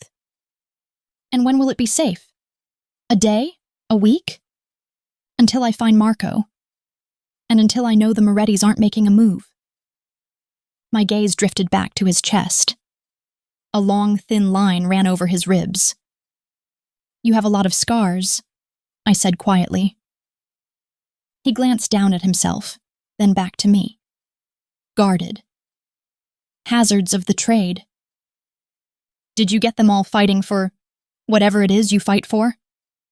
"Survival," he said. "I got them fighting for survival. No elaboration, no sob story. Just a fact stated in the same tone one might use to describe the weather." I set my mug down. "I'm hungry. Do you have food, or do you just survive on espresso and brooding?" He gestured to the pantry. "Help yourself, but don't make a mess." I opened the doors, stocked like a survival bunker for a gourmet chef. Imported pasta, expensive olive oil, jars of things I couldn't pronounce. I grabbed eggs, flour, milk, and a block of Parmesan cheese from the fridge. "I'm making pancakes," I announced. "Savory ones, with cheese and herbs." He watched me pull out bowls and whisks. "You cook?" "I'm Italian," I said, cracking an egg one-handed. "And I'm an artist. Cooking is just chemistry with better smells." I mixed. I wasn't neat. Flour dusted the counter. A splash of milk hit the granite. An eggshell hit the floor. Dante watched with a pained expression. "You're destroying my kitchen." "I'm creating," I corrected. "Relax, I'll clean it up. Or your maid will." "Do you have a maid? Or do the scary guards in the hall do the dusting?" "I have a cleaning service," he grunted. "They come on Tuesdays." "Well, today is Friday, so you're stuck with me." I poured batter onto the griddle. The scent of cooking dough and melting cheese filled the air, chasing away the cold sterility of the room. I plated 2 pancakes and slid one across the island. "Eat! You look like you need protein." He eyed the pancake suspiciously. He cut a piece, chewed, swallowed. Eyes widened slightly. "It's edible," he admitted. "It's delicious," I corrected. "Don't be rude to the chef." We ate in a weird domestic silence. Him half naked, me in his shirt, eating pancakes in a multi-million-dollar kitchen, while armed guards stood outside the door. When I finished, I put my plate in the sink. "Okay," I said, wiping my hands on a towel. "I need to go to work. I'm already late again, but Julian might forgive me if I tell him I was held hostage by a handsome mob boss." Dante stopped chewing. He set his fork down. Metal clicked against ceramic. "You're not going to work, Leo." I froze. "What?" "You're not leaving this building. It's not safe." A nervous, incredulous laugh bubbled up. Excuse me? I have a job. I have a life. I can't just not go. I have a restoration to finish. If I don't show up, I get fired, and I need that job to pay for the apartment I can't live in. You don't need the money. I bristled. Oh, right. Because you have a magic money clip. I forgot. I don't take handouts, Dante. I work. You're not taking handouts. You're taking a paid leave of absence. I stared. What are you talking about? I bought the building, he said. The gallery building. And I made a significant donation to the gallery's restoration fund this morning, on the condition that their lead restorer gets indefinite paid leave to deal with a personal emergency. My jaw dropped. You bought the gallery? The building, he corrected. The gallery is just a tenant. But Julian was very amenable to the donation. He said to take as much time as you need. Fury, hot and bright, exploded in my chest. Not just anger. Violation. He had reached into my life and rearranged the furniture without asking. You controlled my life, I whispered. You went behind my back and manipulated my boss. You bought my workplace just to keep me here? I did what I had to do to keep you alive, he said, voice hard. Marco is out there. The Morettis are out there. If you walk out that door, you are a target. You are leverage. I removed the variable. I am not a variable. I am a person. You can't just buy my world to make it convenient for you. He stood up. He loomed over the island, size suddenly intimidating again. It's not about convenience, Leo. It's about keeping breath in your lungs. Do you understand what these people do? Do you understand what Marco will do if he gets you? He won't just kill you. He will use you to bleed me. He will hurt you in ways you can't even imagine just to send me a message. I don't care, I yelled back. I care that you didn't ask. I care that you treat me like a piece of furniture you need to put in storage. I marched around the island. I got right in his face. I had to tilt my head back to look him in the eye, but I didn't back down. You are a control freak, Dante. You think because you have money and guns you can dictate reality. Well, you can't dictate mine. I am leaving. I turned to storm out. He moved faster than thought. He didn't grab my arm. He stepped into my path, a wall of muscle blocking the exit. I tried to sidestep. He mirrored me. Move, Dante, I warned. Make me, he challenged. I tried to push past. He didn't budge. Instead, he stepped forward. I stepped back. He stepped forward again. He backed me up until my hips hit the edge of the granite counter. Trapped. He planted his hands on the counter on either side of me, caging me in. He didn't touch me, but he was everywhere. His heat, his scent, his size. He leaned down until we were eye to eye. You are not leaving, he growled. His voice vibrated in my chest. My heart hammered against my ribs, a frantic rhythm that wasn't entirely fear.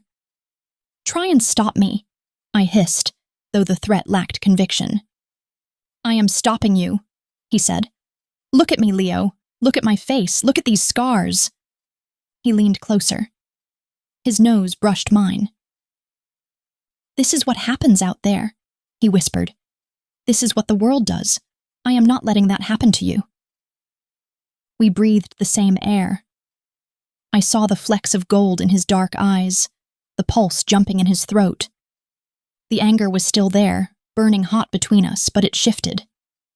It became something else, something heavy and dangerous. I looked at his mouth, then up to his eyes. He was terrified. Underneath the rage and the control, he was terrified of losing me, and I was terrified of how much I wanted him to kiss me. I should push him away. I should scream. I should fight. But I didn't move. His gaze dropped to my lips. His breath hitched. For a second, I thought he would do it. I thought he would close the distance and devour me right there in the kitchen. But then he blinked. He pulled back, just an inch. He squeezed his eyes shut for a second, fighting a physical battle with himself. You're staying, he said, voice rough. End of discussion. He pushed off the counter and walked away. He didn't look back.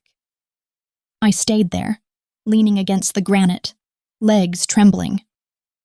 Furious, trapped, but as I watched him walk away, muscles shifting under his scarred skin, I realized something else. I didn't want to leave. Chapter 8. Dante. 3 a.m. The city slept, but the monster in Penthouse A did not. I stood by the floor-to-ceiling window, the glass cool against my forehead. The lights of Manhattan sprawled below, a grid of electric gold that usually made me feel powerful. Tonight, it just looked like a maze I couldn't solve. My hand moved almost of its own accord, reaching out to the small terracotta pot resting on the sill. Basil. Leo had insisted on dragging it up here during the evacuation. She had clutched the wilting herb like it was the crown jewels. It needs sunlight, Dante. It needs water. You can't just let it die because you're busy being a warlord. I dipped my finger into the glass of water I'd brought for myself and let a few drops fall onto the dry soil. I brushed a thumb over a green leaf, wiping away a speck of dust. Ridiculous. I was a man who ordered hits. I was a man who dismantled lives with a phone call. And here I was, keeping a $5 plant alive because the girl in the guest room would be sad if it died. I turned away from the window. 3 days. We had been locked in this penthouse for 72 hours. For most people, a long weekend in a multi-million-dollar apartment would be a luxury. For me, it was a prison sentence, and my cellmate was driving me absolutely insane. Noon. The phone in my hand radiated heat, hot enough to burn skin. I had screamed at every captain, every lieutenant, every street soldier on my payroll, find him. But Marco wasn't just hiding. He was ghosting. I slammed the phone onto the kitchen island. The marble cracked under the impact, a spiderweb fracture blooming in the expensive stone. I didn't care. Let it break. The reports were all the same. Empty safe houses, burned vehicles, cold trails. He had gone deep underground, likely out of state, or he was being sheltered by someone with resources deeper than mine. The Morettis. It had to be them. Marco had sold me out for a percentage, and now they were protecting their investment. They knew I was hunting him. They knew I was locked in here, protecting Leo, unable to take to the streets myself without exposing her. They were stalling, waiting for me to make a mistake, waiting for me to get desperate. It was working. I dragged a hand down my face. My eyes burned, gritty and dry. You're going to break the other side if you hit it again. I spun around. Leo stood in the doorway of the living room. She wasn't wearing the oversized t-shirt anymore. She wore leggings that clung like a second skin and a bright, violently yellow tank top that clashed aggressively with my gray furniture. She held the fake Salvatore Rosa painting in her hands. I'm working, I growled. You're breaking furniture, she corrected. She walked over to the island, ignoring my mood, and slapped the painting down on the countertop. Stop yelling at Rocco and look at this. I stared at the canvas, the forgery that had started this war. I've seen it. It's fake. Yes, it's fake, she said, impatience sharpening her tone. But I got bored while you were shouting, so I took the frame off. Look at the canvas edge. She pointed a slender finger to the raw, unpainted strip of canvas that had been hidden by the wood. I leaned in. There, stamped in faint, faded ink, was a symbol. A small circle with the letters GR inside. So? I asked. So, Leo said, looking at me like I was slow. Forgers are artists too, Dante. They have egos. They sign their work, just not where the buyer looks. GR isn't a factory stamp. It stands for Giovanni Rossi, not a relation, she added quickly. He runs a restoration shop in Queens, but he doesn't just fix paintings. He builds them from scratch for people who want to launder money. My head snapped up. You know where this shop is? Astoria, she said. If Marco bought this fake, he bought it from Giovanni, and Giovanni keeps records. A lead. A solid, tangible lead. I grabbed my phone. I didn't yell this time. I dialed Rocco. Astoria, I said. Giovanni Rossi. Find him. Squeeze him. He knows where Marco is. I hung up. The tension that had been crushing my chest for 3 days loosened. Just a fraction. I looked at Leo. She was leaning against the counter, arms crossed, looking smug. You're useful, I said. She rolled her eyes. I'm brilliant. There's a difference. Now, since I just cracked your case, entertain me. I blinked. Excuse me? I'm bored, Dante, she groaned, throwing her head back. I have read every book in your library, which, by the way, is tragic. You have 12 books on military strategy and 0 fiction. Do you hate imagination? I like facts. I can tell, she deadpanned. I'm going crazy. I need to do something. Play a game with me. I don't play games. Clearly, she gestured to my cracked counter. But if you don't give me something to do, I'm going to color coordinate your tie collection. And I will do it badly. I looked at her. She was vibrating with restless energy. The yellow shirt seemed to hum in the stark white room. If I didn't give her an outlet, she would start dismantling my life just to see how it worked. Cards, I said. Her eyes lit up. Poker. I nodded. I walked to the sideboard and pulled out a deck. Black, matte finish, weighted perfectly. We play for money? She asked, following me to the living room rug. Wait, never mind. My money is currently ash. Secrets, I said, sitting on the floor. The table felt too formal. The floor felt dangerous, closer to the ground. She raised an eyebrow, settling cross-legged opposite me. Secrets? 5-card draw. If I win, I get to ask a question. You answer honestly. No deflection. No sarcasm. And if I win, ask whatever you want. Deal, she said, shuffling the deck with surprising skill. Her fingers were long, dexterous, artist's hands. We played. For the first hour, the war outside faded. The silence of the penthouse stopped feeling oppressive and started feeling intimate. She was good. She bluffed with a straight face that would have made a professional gambler proud. But I was better. I read people for a living. I tracked the tiny twitch in her eyelid when she had a bad hand.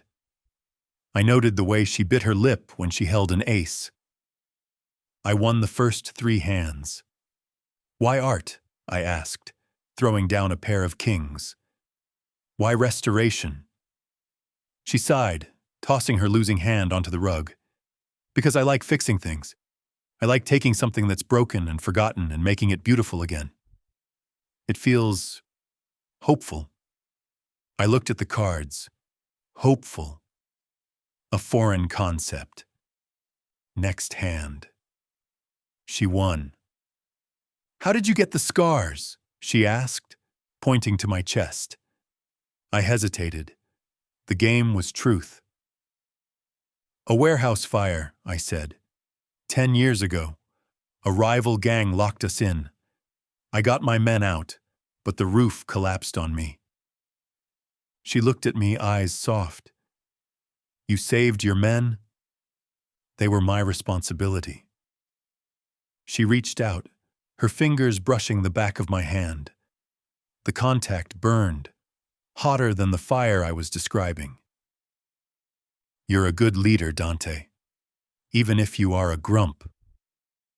The compliment warmed me more than the whiskey I'd been drinking. We played again. The atmosphere shifted. The air grew thick, charged with static. Every time our fingers brushed, reaching for the deck, a spark jumped the gap. Every time she laughed, a pull tightened in my chest. She was losing. Badly. I was up 4 secrets to 1. Okay, she said, dealing a new hand. This is it. All in. If I win this, I get the biggest secret. I get to know your real name. I frowned. My name is Dante. No, she said. Your full name. The one on your birth certificate. I bet it's something embarrassing, like Percival or Herbert. It's Dante, I said. Just Dante. Liar, she teased. Deal. I picked up my cards. 3 queens, a jack, a 4, a killer hand. She checked hers. No lip biting, no twitching. She smiled, a slow, wicked curve of her lips that made my breath hitch. I call, she said. She laid down her cards. Royal flush. Hearts. I stared at the spread. Statistically impossible. The odds of a royal flush were astronomical, and I had been watching the deck. I looked up. She grinned like the Cheshire Cat. I win, she crowed. Tell me, Herbert. I reached out, lightning fast, and grabbed her wrist. She yelped, surprised. I turned her hand over. Tucked into the sleeve of the yellow tank top, right against her wrist, was the ace of spades. You cheated, I said. Her face flushed crimson. I did not. That was just there. You palmed it, I said, leaning closer. You shuffled the deck and kept the high cards at the bottom. I saw you. She tried to pull away, but I held fast. I wasn't hurting her, but I wasn't letting go. You didn't see anything, she argued, laughing. You're just a sore loser. I pulled. She tumbled forward, off balance, crashing into my chest. Her hands came up to brace herself against my shoulders. I'm never a loser, Leo, I murmured. Our faces were inches apart. Her laughter died. Her eyes went wide, pupils dilating until the brown was swallowed by black. She looked down at my mouth, then back up to my eyes. The air in the room grew heavy, viscous. I should let her go. I should push her away and check my phone for news on the restoration shop. I was dangerous. I was a target. She was innocent. But I couldn't. She was right there, warm, soft, smelling of vanilla and defiance. She was in my shirt. She was in my house. She was burrowing under my skin. She cheated at cards. She fought hitmen with hairspray. She watered my basil plant in the middle of the night. She was perfect. Dante, she whispered. I didn't let her finish. I wrapped my hand around the back of her neck, tangling my fingers in her hair. I pulled her down. I kissed her. Not gentle, not tentative, desperate, hungry. 3 days of pent-up frustration, terror, and lust crashing together in a single volatile moment. She made a small sound in her throat, a whimper that vibrated against my lips. She didn't pull away. She melted. Her arms wound around my neck, fingers digging into my shoulders. She kissed me back with a fierceness that matched my own. Her mouth tasted like coffee and secrets. I groaned, shifting my weight, pushing her down onto the rug. I hovered over her, caging her in with my body. I wanted to consume her. I wanted to imprint myself onto her so deeply she would never be able to leave. She arched up against me, legs tangling with mine. The friction was maddening. I moved my hand down her side, slipping it under the hem of the yellow top. Her skin was hot, silk and fire. "Leo," I rasped against her lips. "Don't stop," she breathed. "Please don't stop."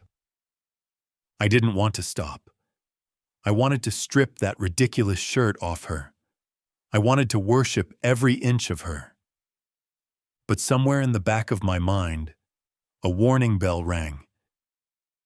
If I did this, there was no going back. If I crossed this line, she was mine. Not just for protection, not just for now, forever.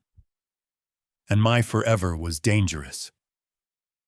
I pulled back, just an inch. Our breaths mingled, ragged and harsh in the quiet room. "Are you sure?" I asked, voice rough. She looked up at me, lips swollen, eyes hazy with desire. "Yes," she said. That was all I needed. I kissed her again, and this time, I held nothing back. The phone was forgotten. The rat was forgotten. The only thing that mattered was the girl in my arms, and the fact that I was never, ever letting her go. Chapter 9. Leo. The next 3 days dissolved into a haze. A hot, confusing, domestic blur that felt less like captivity and more like a fever dream I didn't want to break. I had lived alone for 5 years. My space was my sanctuary. Messy, chaotic, smelling of turpentine and lavender. I thought cohabitating with a man like Dante, who probably color-coded his socks and alphabetized his spice rack, would be psychological torture. It wasn't. It was easy. Terrifyingly easy. Dante was still Dante, broody, intense. He paced the penthouse like a caged tiger, checking his encrypted phone every 5 minutes, barking orders at Rocco that sounded like coordinates for a drone strike. But with me, the edges softened. He let me blast 90s alternative rock while I cooked, the bass shaking his sterile gray countertops. He let me reorganize his bookshelf because the lack of aesthetic cohesion offended my soul. He even let me steal his shirts, watching me with a heavy, possessive heat as I padded around his fortress in cotton that smelled like sandalwood in him. And the nights. We didn't leave the penthouse. We barely left the bedroom. We tried to make up for a lifetime of touch starvation in 72 hours. He was demanding, possessive, and attentive in a way that ruined me for anyone else. He noticed when my glass was empty. He noticed when I shivered. He noticed when the silence got too loud. On the 4th morning, the bubble burst. I woke up alone. The sheets on his side were cold. "Dante?" Silence answered. I pulled on his black t-shirt, my uniform now, and wandered out. The living room stood empty. The kitchen, pristine. I drifted toward his office. The door, usually shut tight, stood ajar. "Dante?" I pushed the door open. Empty. He must be in the shower or maybe downstairs with the security team. I stepped inside. The room smelled of leather and the lingering smoke of his stress. It was the command center of a warlord. Monitors glowed with stock tickers and security feeds. I turned to leave, not wanting to invade his privacy more than I already had. Then I saw it. A manila folder lying open on the center of his mahogany desk. It wasn't a digital file, it was physical. Old school. The tab read ROSSIC. Curiosity is a curse. It killed the cat, and it was about to kill my peace of mind. I walked over. I looked down. The air left my lungs. It wasn't a dossier on me. It was a dossier on my father. Bank statements, gambling debts, a detailed timeline of loans taken from the Moretti family. But that wasn't what stopped my heart. It was the dates. The surveillance photos of my father entering a betting parlor were dated 3 months ago. The report on his debt structure was dated 6 weeks ago. And there was a note, scrawled in Dante's sharp, angular handwriting in the margin. Debt purchased. Hold leverage. Monitor daughter. 6 weeks ago, long before he knocked on my door to complain about the noise. Long before the tire slashing. Long before the accidental meetings in the hallway. He hadn't stumbled into my life. He hadn't saved me because he was a grumpy neighbor with a secret heart of gold. He had bought my father's debt. He had targeted me. I was an asset. A variable in an equation I didn't even know I was part of. Leo. Dante's voice, deep and rough, came from the doorway. I spun around. The folder slipped from my numb fingers, papers scattering across the desk like accusations. He stood there, dressed in tactical gear. Black cargo pants, boots, a tight black shirt that emphasized the width of his chest.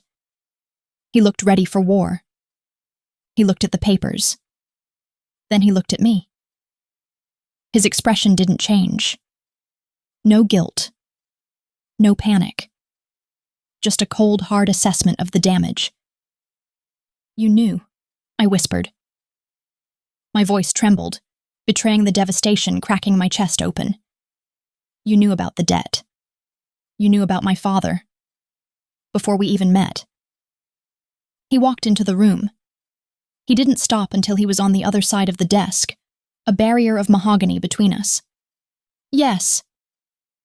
The single word hit me like a slap. Monitor daughter, I quoted, pointing at his handwriting. I was a job. I was surveillance.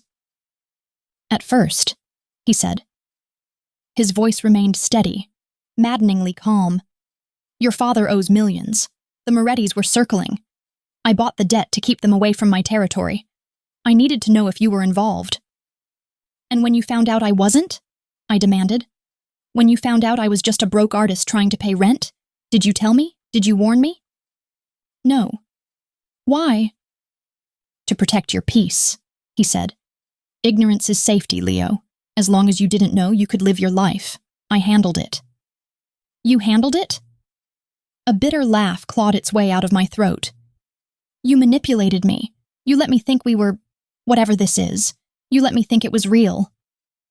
His jaw tightened. A muscle feathered in his cheek. It is real. Is it? I stepped back, away from the desk, away from him. Or was I just leverage? Did you sleep with me to keep the asset close? To make sure the variable didn't run? Dante's eyes flashed. The cold composure cracked. He rounded the desk, moving with that predator speed that usually made me feel safe. Now it made me feel cornered. Don't, he growled, grabbing my upper arms. His grip was tight, desperate. Don't insult what we have. I kept it from you because I knew you would react exactly like this. You would panic. You would run. I did it to keep you safe.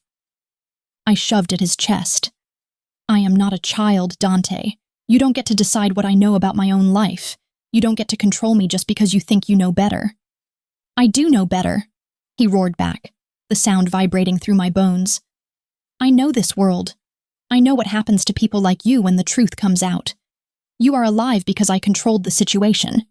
I am a prisoner because you controlled the situation. The silence that followed was deafening, heavy, suffocating. His phone buzzed. Once. Twice. He ignored it. He stared down at me, his eyes searching mine, looking for the softness that had been there this morning. It was gone. He had burned it. Rocco found him, Dante said, his voice dropping to a harsh whisper. Marco. He's at a warehouse in Queens. Moretti soldiers are pinning my men down. He released my arms. He stepped back. The mask of the dawn slid back into place, sealing away the man who had watered my plants. I have to go, he said. Go, I said coldly. Do what you do best. Handle it. He hesitated. For a second, his hand twitched, reaching for me. He wanted to fix this. He wanted to kiss me goodbye. I crossed my arms. I put up a wall of ice. He dropped his hand. We finish this when I get back, he said. Do not leave this apartment. Miller is at the door. The lockdown is active. I know the drill, I snapped. I'm the asset in the vault. He flinched. A microscopic reaction, but I saw it. He turned and walked out. The heavy steel door of the penthouse slammed shut. The deadbolt slid home. I was alone. I stood in the office for a long time, listening to the silence. It didn't feel peaceful anymore. It felt sterile. Dead. I wandered into the kitchen. I tried to make coffee, but my hands shook too much. I ended up sitting at the island, staring at my iPad, trying to numb the ache in my chest with work. I opened my email. Nothing. I opened Instagram. A notification sat in my direct messages. My frown deepened. My restoration account was usually quiet. The message came from a blank profile. No picture. Username. User 89402. I opened it. No text, just an image. I tapped the screen. The world stopped. My father. He was tied to a chair. His face was a map of bruises, one eye swollen shut, blood crusting on his split lip. He looked terrified. Behind him, rusted corrugated metal walls, a glimpse of gray water through a dirty window. My hands shook so hard I nearly dropped the tablet. A second message bubbled up. Come alone, or he dies. Then a third. Pier 42. 1 hour. My heart slammed against my ribs, a trapped bird desperate for escape. My father. The man who stole my rent money. The man who abandoned me. The man Dante had bought debt from to monitor me. But looking at the photo, seeing the terror in his remaining good eye. He was still my dad. He was the man who taught me how to mix pigments. The man who used to carry me on his shoulders at the Met. Dante said he was handling it. Dante said I was safe. But Dante had lied. He had lied about everything from the start. Monitor, daughter. If I stayed here, I was safe. I was the asset in the tower. If I stayed here, my father died. The Morettis knew Dante was gone. They knew he was in Queens chasing Marco. They had timed this perfectly. They were drawing me out. I looked at the front door. Locked. Miller was outside. Dante's orders were absolute. I couldn't walk out. I paced the kitchen. The anger at Dante mixed with the terror for my father, creating a volatile chemical reaction in my blood. I couldn't sit here. I couldn't let my father be executed while I sat in a gray penthouse eating croissants. I had to go. But how? The balcony was a 40-story drop. The elevator was locked down. I stopped pacing. My eyes landed on the pantry door. 3 days ago, I had complained about the ventilation noise. Thin floors, Dante had said. But it wasn't just thin floors. It was the industrial HVAC system of a repurposed factory. The main shafts were wide. I ran to the pantry. I shoved boxes of imported pasta and cans of San Marzano tomatoes aside. There, behind the shelving unit, a metal grate, not a standard vent, a heavy industrial access panel, secured by hex bolts and sealed with a thick, rubbery line of industrial caulking. I clawed at it, immovable. I ran my fingers over the sealant, silicone-based, hardened. A kitchen knife would snap against it. Dante's security was perfect. Bulletproof glass, biometric locks. But he hadn't planned for an art restore. I ran to the guest room. I dug through my tote bag, tossing clothes aside until my fingers brushed cool glass. A small bottle of xylene, a powerful solvent. I used it to strip varnish from stubborn oil paintings. It dissolved organic compounds. It melted rubber. I grabbed my toolkit, steel sculpting picks, tempered, fine point, designed to remove microscopic debris from canvas but strong enough to pick a lock.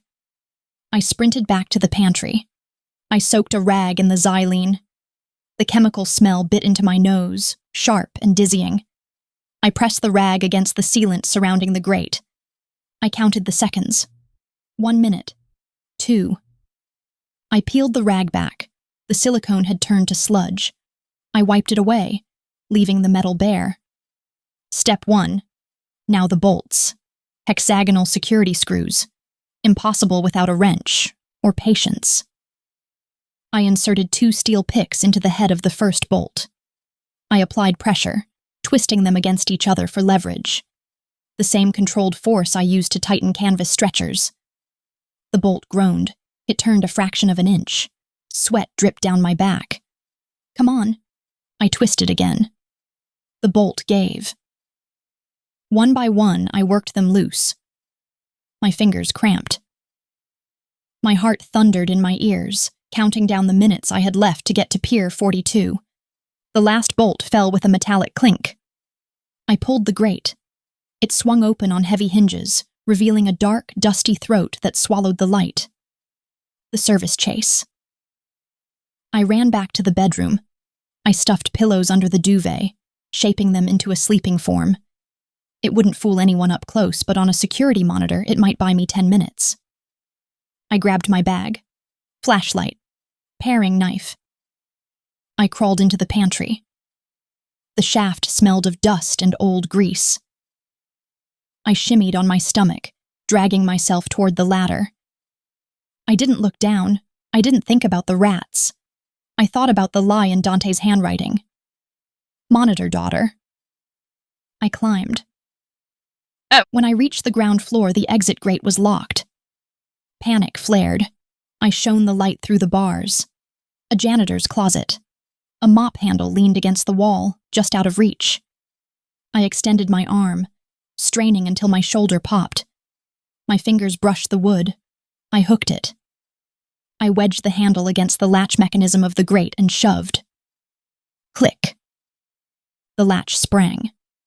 I tumbled out onto the linoleum floor, covered in dust and cobwebs. I slipped out the service door into the alley. The city roared to life around me. Sirens wailed in the distance, maybe heading toward Queens, toward Dante. I walked 2 blocks, head down, until I found a busy intersection. I hailed a cab. Pier 42, I told the driver, and hurry. I sat back as the cab merged into traffic. I was walking into a trap. I knew that. But I wasn't just saving my father. I was running away from the man who had turned my life into a dossier. I always come back, Dante had promised. I hoped he was right, because I had a feeling I was going to need him before this night was over. And if he did come back, he was going to be furious. Chapter 10.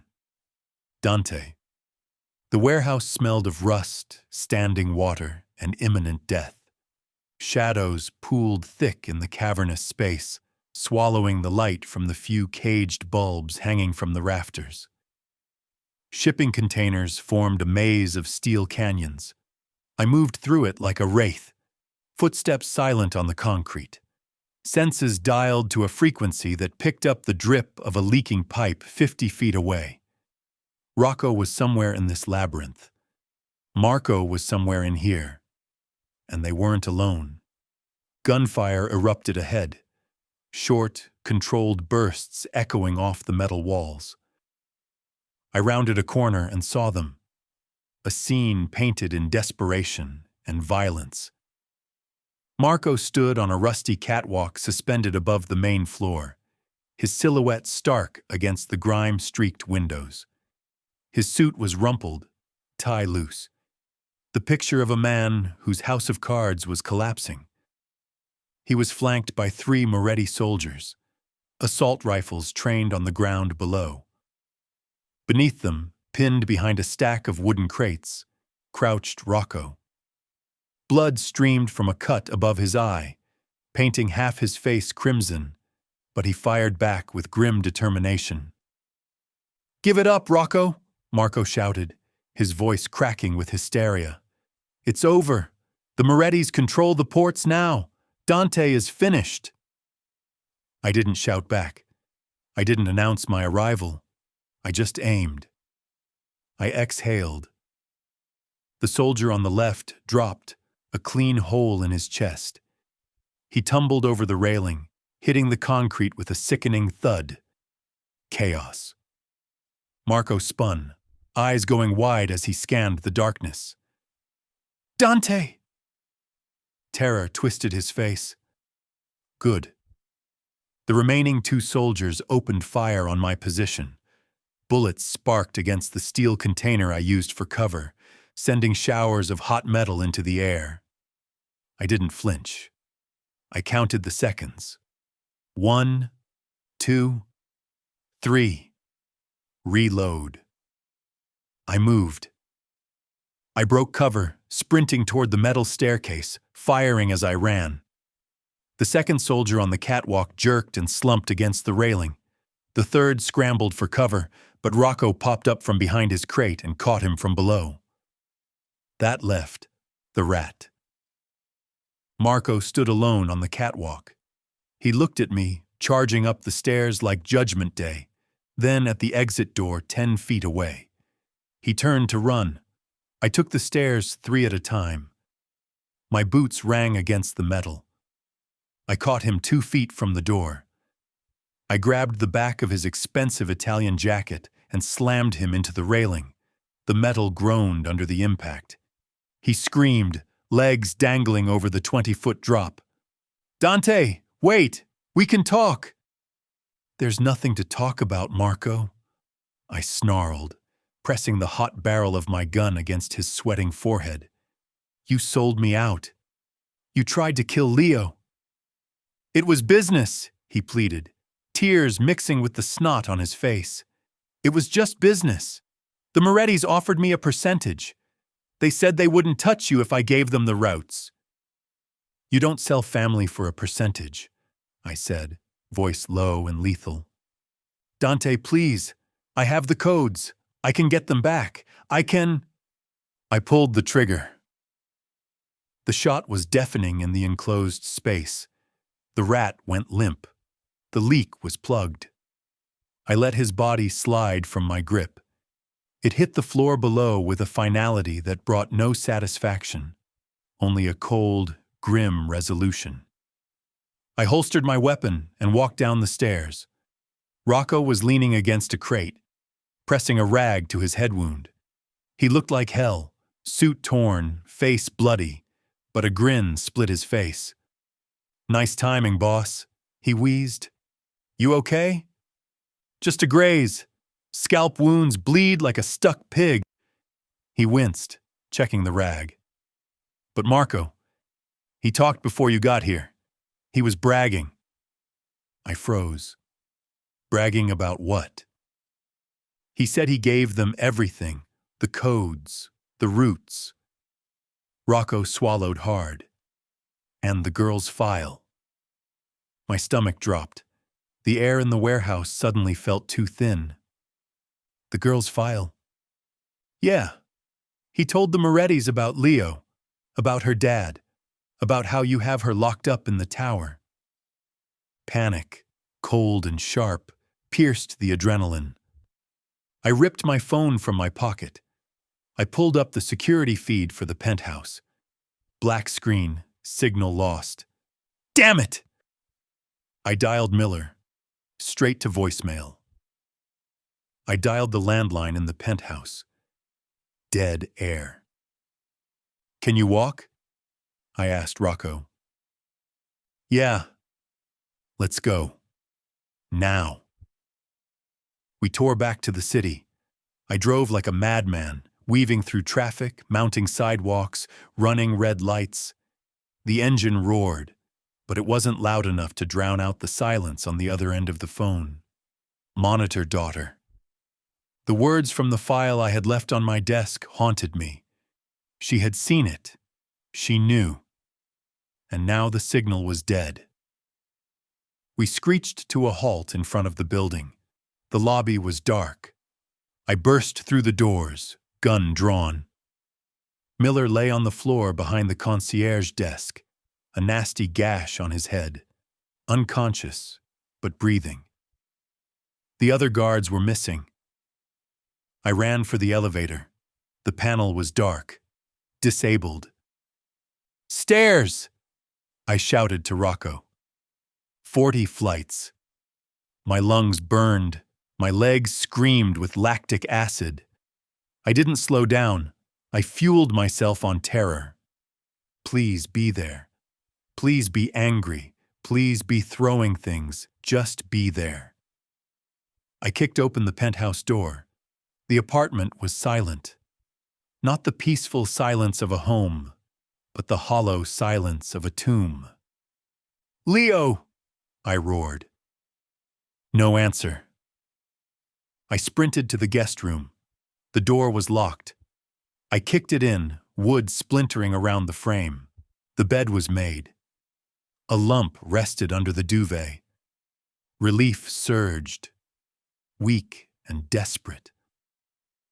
"Leo?" I ripped the covers back. Pillows. She was gone. I stared at the empty bed. Rage, hot and blinding, surged through me, battling with a nausea so intense I almost doubled over. Where was she? The doors were locked. The elevator was down. I ran to the kitchen. The pantry door stood open. Cans of tomatoes were shoved aside. The heavy metal grate, which should have been sealed shut, lay on the floor. The dark throat of the service shaft gaped open. She had crawled out, through the vents, like a rat. No, like a desperate animal escaping a trap. "My God," I whispered. "She's insane." Brave. Stupid. Insane. My eyes snagged on her iPad, sitting on the marble counter. The screen glowed in the dim light. I walked over. A message. An image. Carlo Rossi. Tied to a chair. Beaten. Come alone. Or he dies. Pier 42. 1 hour. I slammed my fist onto the marble counter. The crack from earlier shattered completely. A chunk of stone crashing to the floor. She had gone to save him. She had walked right into a kill box to save the man who sold her out. She didn't know. She didn't know he was the villain. She thought she was being a hero. Rocco stumbled into the apartment, chest heaving, face pale. "Boss?" "Get the car," I said. My voice sounded foreign to my own ears, deadly calm, void of humanity. "Where is she?" "Pier 42, I said, "with the Morettis." Rocco swore, a harsh sound. "That's a trap, Dante. It's a kill box. We can't just walk in there." "Watch me." I stalked to my office. I opened the biometric safe behind my desk. I pulled out everything. Assault rifles, flash grenades, knives. I strapped a tactical vest over my chest. I loaded magazines until my pockets were heavy with lead. I was going to burn the city down. I was going to kill every single person who touched her. I walked back to the elevator, racking the slide on a rifle. Rocco waited by the stairs, eyeing the arsenal. "We're going to war?" he asked. "No," I said, stepping past him. "We're going to a slaughter." Chapter 11. Leo. The cab driver was chatty. He talked about his kids, his chronic back pain, and the unseasonable humidity. I nodded at intervals, made humming noises that sounded like agreement, but the world was muted. Sound couldn't penetrate the static screaming in my ears. My heart wasn't beating. It was vibrating, a frantic bird trapped in a cage of ribs. We pulled up to Pier 42. It wasn't a pier anymore. It was a graveyard for industry. A desolate stretch of waterfront lined with the skeletal remains of warehouses and rusting chain-link fences. The only light bled from a single street lamp that flickered with an ominous, epileptic rhythm. "Keep the meter running?" the driver asked, eyeing the shadows nervously. "No." I shoved a wad of cash, bills I'd found crumpled in the bottom of my bag, at him. "Go, don't wait." He didn't argue. He took the money and sped off, tires screeching on the cracked asphalt, leaving me standing in the cold, salty wind. I turned toward the warehouse from the photo. Massive. A dark hulk blotting out the few stars visible through the city smog. No guards, no perimeter. Bad sign. No guards meant they weren't worried about intruders. It meant the door was unlocked because they were expecting a guest. I pushed open a side door. Metal ground against metal, a scream in the silence. I stepped inside. The space was vast, swallowing me whole. It smelled of diesel, standing water, and decay. In the center of the cavernous floor, under a pool of harsh, surgical white light, sat a chair. And in the chair sat my father. He looked exactly like the photo. Head hanging low. Face a map of purple bruises. Lips split and swollen. Pathetic. "Dad!" The cry tore from my throat. I sprinted across the concrete, sneakers slapping loud and frantic. He looked up. One eye was swollen shut. The other widened. "Leo?" I reached him and fell to my knees, hands hovering, afraid to touch him, afraid to cause more pain. I fumbled for the ropes binding his wrists to the chair arms. They were tight, biting into his skin. "Are you okay?" My voice shook. "Did they hurt you? We have to go. I have a knife in my bag. Hold on." I stopped. He wasn't looking at me. He was looking over my shoulder. And he wasn't crying. He wasn't shaking. His breathing was steady. His gaze was clear. Calm. I pulled back, fingers freezing on the knot. "Dad?" He sighed. A heavy, resigned sound. He looked down at the ropes, then back at me. A slow, sad smile spread across his bruised face. "You always were a good girl, Leo," he said softly. "Always trying to fix things, always trying to clean up the mess." I froze. The temperature in the room seemed to drop 20 degrees. Steps echoed on the concrete behind me. Slow, deliberate. The click of expensive leather shoes on stone. I turned around. 3 men emerged from the shadows of the shipping containers. 2 were walls of muscle in cheap leather jackets, holding baseball bats like extensions of their arms. The third was older, dressed in a silk suit that looked jarringly out of place amidst the grime. Silver hair. A face carved from cold marble. Paolo Moretti. I recognized him from the news, from the files on Dante's desk. "Welcome, Leonora," he said. His voice was smooth, viscous like oil. "We were wondering if you would show up." I stood up, putting myself between him and my father. A useless gesture, but instinct took the wheel. "Let him go," I said. My voice wavered, but I held my ground. "You wanted me. I'm here. Let him go." Moretti laughed, a dry, humorless sound that scraped against my nerves. "Oh, we're not holding him, my dear. He's here voluntarily." I blinked. "What?" I turned back to the chair. "Dad?" I whispered. One of the guards walked past me. He didn't hit my father. He pulled a pocket knife and sliced the ropes with a casual flick of his wrist. My father stood up. He rubbed his wrists, wincing slightly, but there was no fear in his movement. He walked past me. He walked to a metal table near the wall where a silver briefcase sat waiting. He popped the latches. Inside, neat stacks of cash glowed under the warehouse lights. My father ran his hands over the money. He looked at it with a tenderness he had never shown me. He looked at it like it was his child. "It's a lot of money, Leo," he said, his back to me.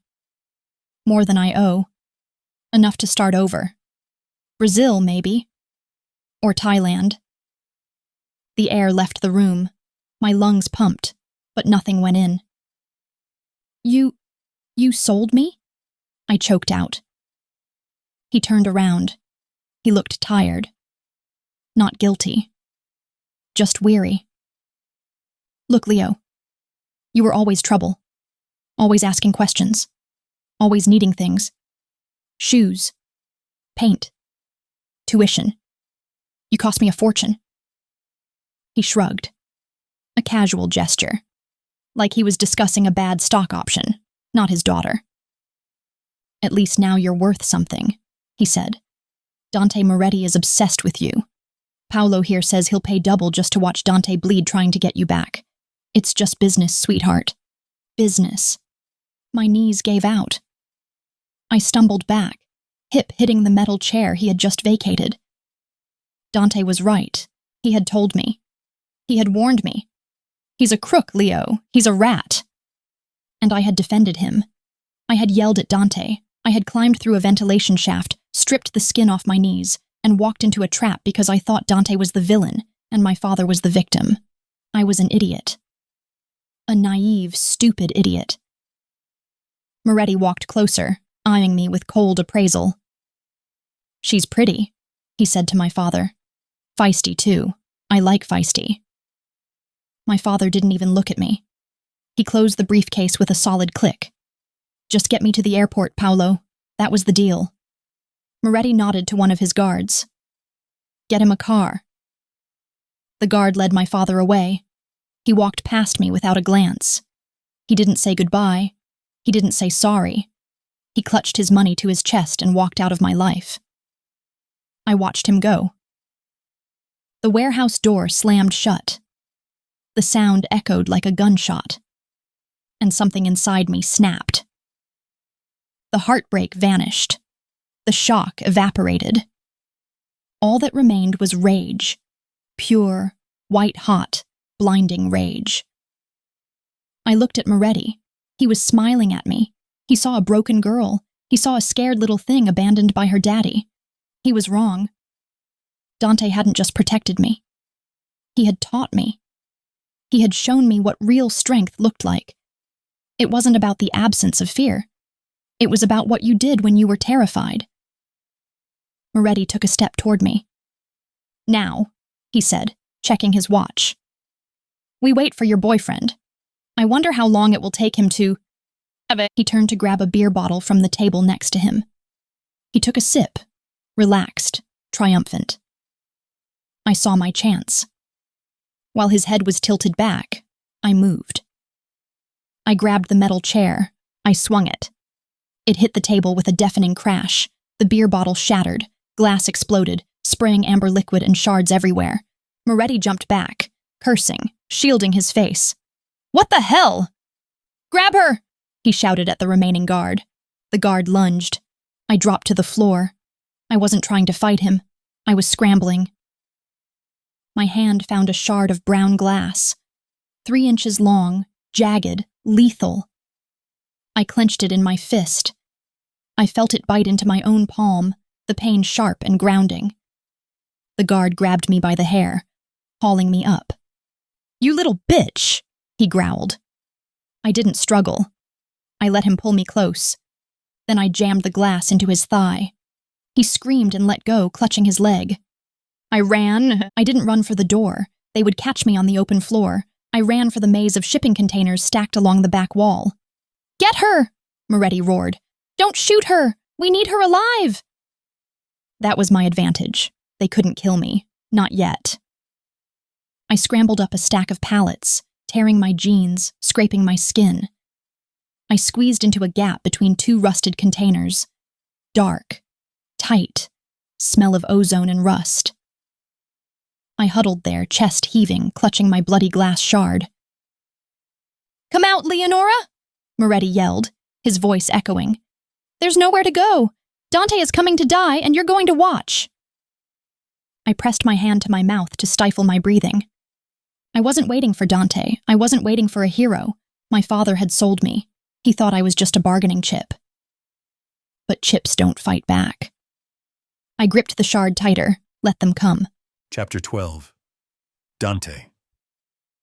The shipyard was a kill box. I knew it the second I drove through the broken gate. Silence hung heavy and unnatural over the sprawling complex. Darkness pooled in every corner, hiding 100 sniper nests and 1,000 ways to die. I didn't care. I slammed the SUV into park and bailed out before the engine stopped turning. "Stay in the car," I ordered the driver. "If you see anything move that isn't me or the girl, shoot it." I didn't wait for an answer. I moved toward the main warehouse, rifle raised, boots silent on the cracked asphalt. My men were already engaged. Gunfire echoed from the north side of the yard, short bursts punctuated by shouts. The Morettis had set up a perimeter, trying to keep us out. They were failing. They fought for a paycheck. My men fought for their lives, and I fought for something much more dangerous. I flanked the building, moving through the shadows like a ghost. I found a side door, rusted shut. One kick sent it flying inward with a screech of tortured metal. I stepped into the warehouse. Chaos greeted me. Gunfire erupted from the catwalks. Bullets sparked against the metal containers, sending showers of hot sparks into the air. The noise was deafening, a cacophony of violence that vibrated in my teeth. I ignored it all. I scanned the floor, hunting for one thing. Leo. I saw Moretti first. He crouched behind a forklift, screaming orders into a radio. His expensive suit was ruined, torn at the shoulder. Panic etched his features. Good. I raised my rifle and put 2 rounds into the forklift's engine block. Steam hissed out in a violent cloud. Moretti scrambled back, cursing. "Where is she?" I roared. My voice carried over the gunfire. Moretti looked up. He saw me, and for the first time in 10 years, real fear flickered in his eyes. "Kill him!" he screamed at his men. "Kill him now!" Bullets chewed up the concrete around my feet. I dove behind a stack of pallets, returning fire. I took out a guy on the catwalk. He fell, crashing into a pile of crates with a sickening thud. I moved again. Hunting. I checked behind a shipping container. Empty. I checked behind a stack of oil drums. Empty. Then I saw it. A flash of movement near the back wall. A small figure huddled behind a wooden crate. Leo. She wasn't cowering. She wasn't crying. She held a gun. A heavy black pistol, likely scavenged from a fallen guard. She gripped it with both hands, arms shaking violently. Her face was pale, eyes wide and wild, but she aimed. She pointed the gun at the open space in front of her, ready to shoot anything that crossed her line of sight. My heart slammed against my ribs. "Leo!" I shouted. She jerked. The gun swung toward me. I froze. Panic ruled her. She was trigger-happy. If I startled her, she would put a bullet in my chest before she recognized my face. "Leo, it's me!" I yelled, dropping my rifle to my side and raising my hands. "It's Dante! Don't shoot!" She blinked, her eyes focused on me. Recognition flooded her face, followed instantly by a relief so profound her knees buckled. "Dante," she whispered. I ran to her. I slid across the concrete, coming to a stop beside her crate. I grabbed her shoulders. "Are you hurt? Did they touch you?" She shook her head frantically. No, I stabbed him. The guard. I took his gun. I glanced at the weapon in her hand. The safety was still on. She couldn't have fired it even if she wanted to. I reached out and gently pried it from her death grip. I clicked the safety off and tucked it into my belt. I leave you alone for 5 minutes, I growled, voice thick with emotion. And you start a war. She let out a choked laugh that sounded more like a sob. I didn't start it. I just participated. Gunfire erupted again, closer this time. A bullet pinged off the crate right above our heads. Wood splinters rained down on us. We have to go, I said. Now. I pulled her up. I kept my body between her and the shooters, a human shield. Stay low, I ordered. Move when I move. We ran. We wove through the maze of containers, dodging bullets and debris. I fired back blindly, suppressing the Moretti soldiers just enough to keep their heads down. The exit loomed ahead. The door hung open, moonlight spilling onto the dirty floor. Just 10 more feet. Then I saw him. A guard popped up from behind a barrel directly in our path. He raised his rifle. He aimed at Leo. I didn't think. I didn't calculate.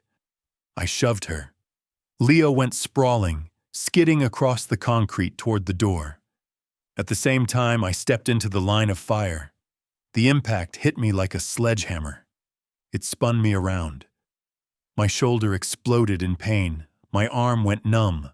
I dropped my rifle. "Dante!" Leo screamed. I stumbled, falling to one knee.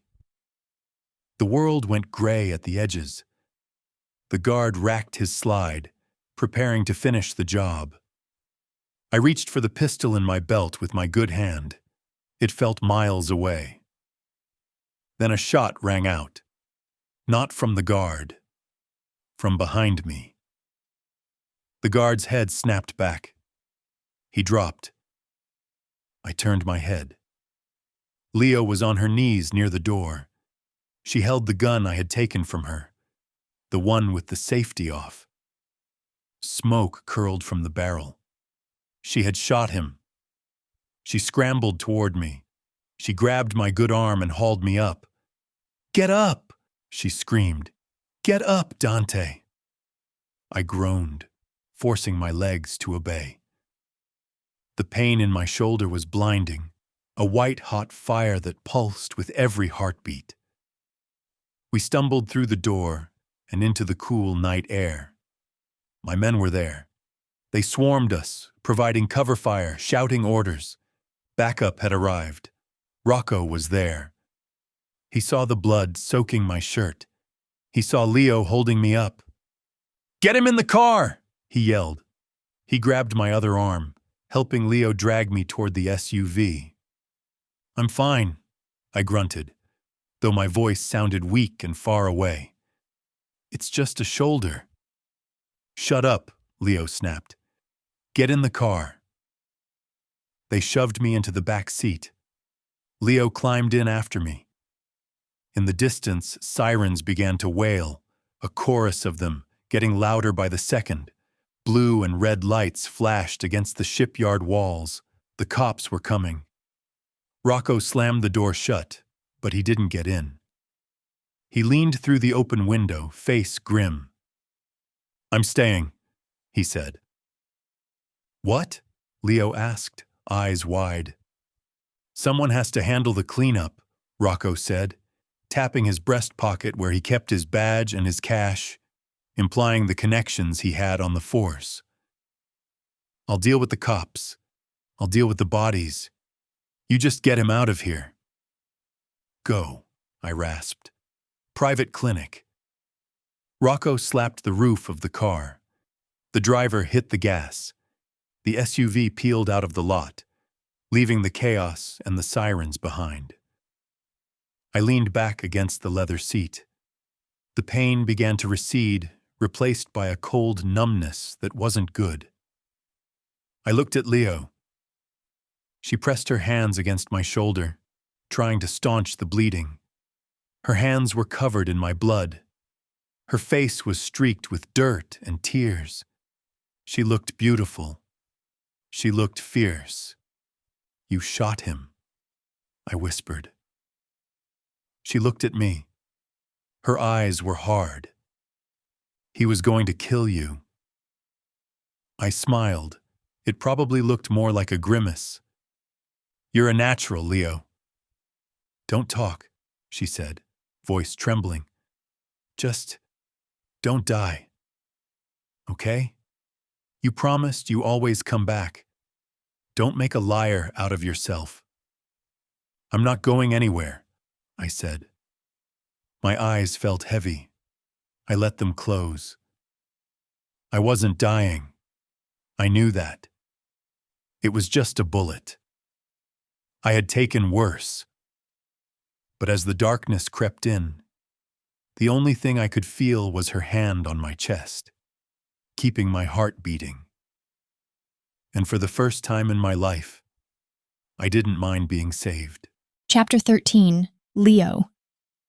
The clinic was less a place of healing and more a purgatory with expensive upholstery. Hidden behind a nondescript door in an Upper East Side brownstone, it boasted no signage, no reception desk, and no pity. Just a small waiting room with leather chairs that cost more than my tuition, and a pervasive smell of antiseptic that failed to mask the copper tang of blood. I paced the Persian rug, back and forth, a pendulum swinging between terror and rage. 2 hours. My clothes were a disaster. My favorite hoodie was stained dark with Dante's blood, a gruesome tie-dye of violence. My hands were clean. I had scrubbed them raw in the bathroom sink with scalding water and harsh soap. But the phantom warmth of his life force still clung to my skin. Every time the door to the surgery suite opened, my heart seized. But it was always nurses, moving with blurred efficiency, carrying trays of gleaming steel and bags of saline. They didn't look at me. I was furniture, I was collateral damage. Rocco occupied one of the leather wingbacks. He still wore his blood-spattered suit, looking like he'd just walked off the set of a slasher film. He scrolled through his phone with infuriating calm. "Stop pacing, kid," he said without looking up. "You're going to wear a hole in the rug, and that rug is antique, 19th century Heriz." I stopped mid-stride. I turned to glare at him. "How do you know that?" "Dante lectures," he grunted. "You pick things up." "Is he going to die?" My voice scraped against my throat, raw and hoarse. Rocco snorted. "Dante? Die from a shoulder wound? Please, he's been shot 3 times before, stabbed twice, blown up once. He's too stubborn to die. The devil doesn't want the competition." I wrapped my arms around myself, trying to hold my shattering pieces together. "He lost a lot of blood." "He's got plenty of blood," Rocco dismissed. "He'll be fine. The doc is good.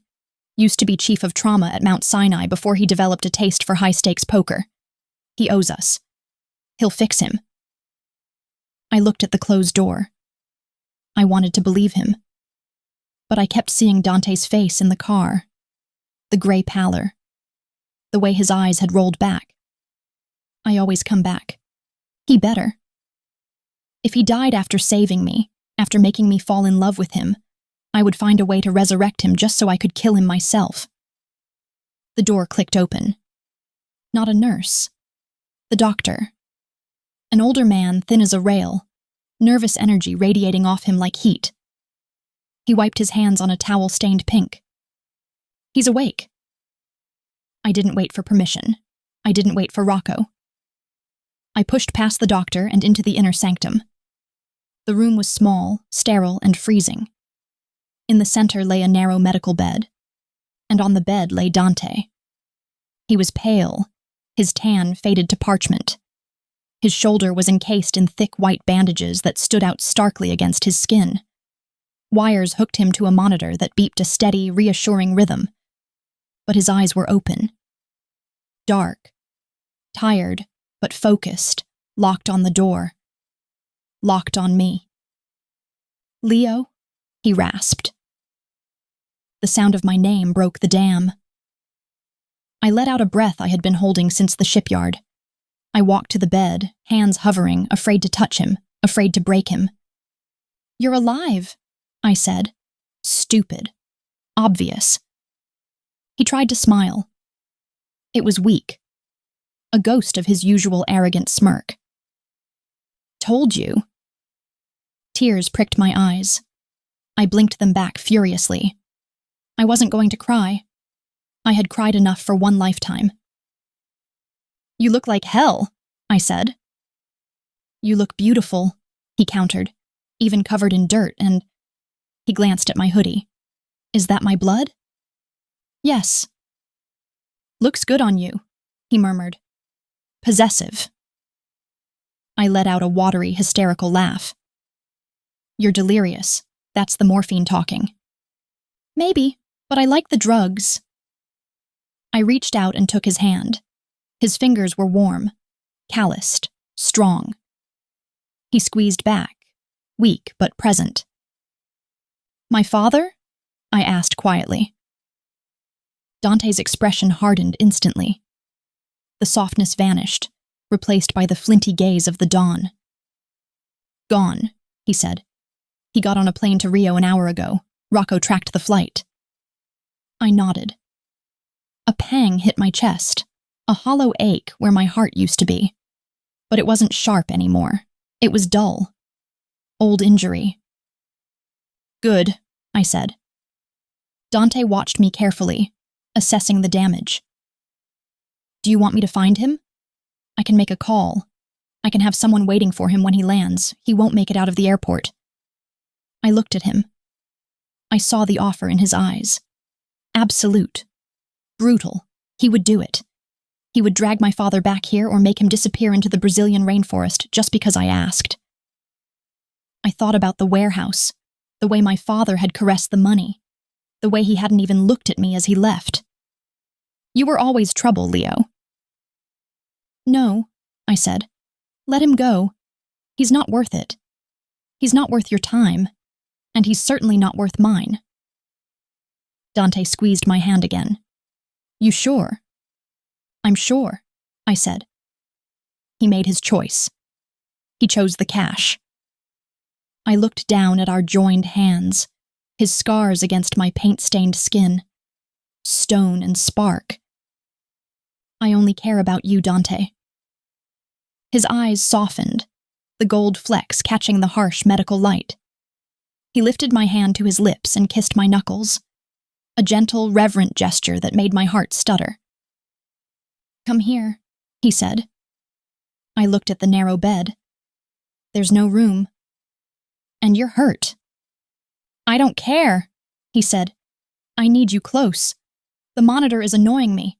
I need a better heartbeat to listen to." He shifted, wincing, gritting his teeth as he moved to the edge. I climbed on carefully. I avoided his injured shoulder, curling up against his good side.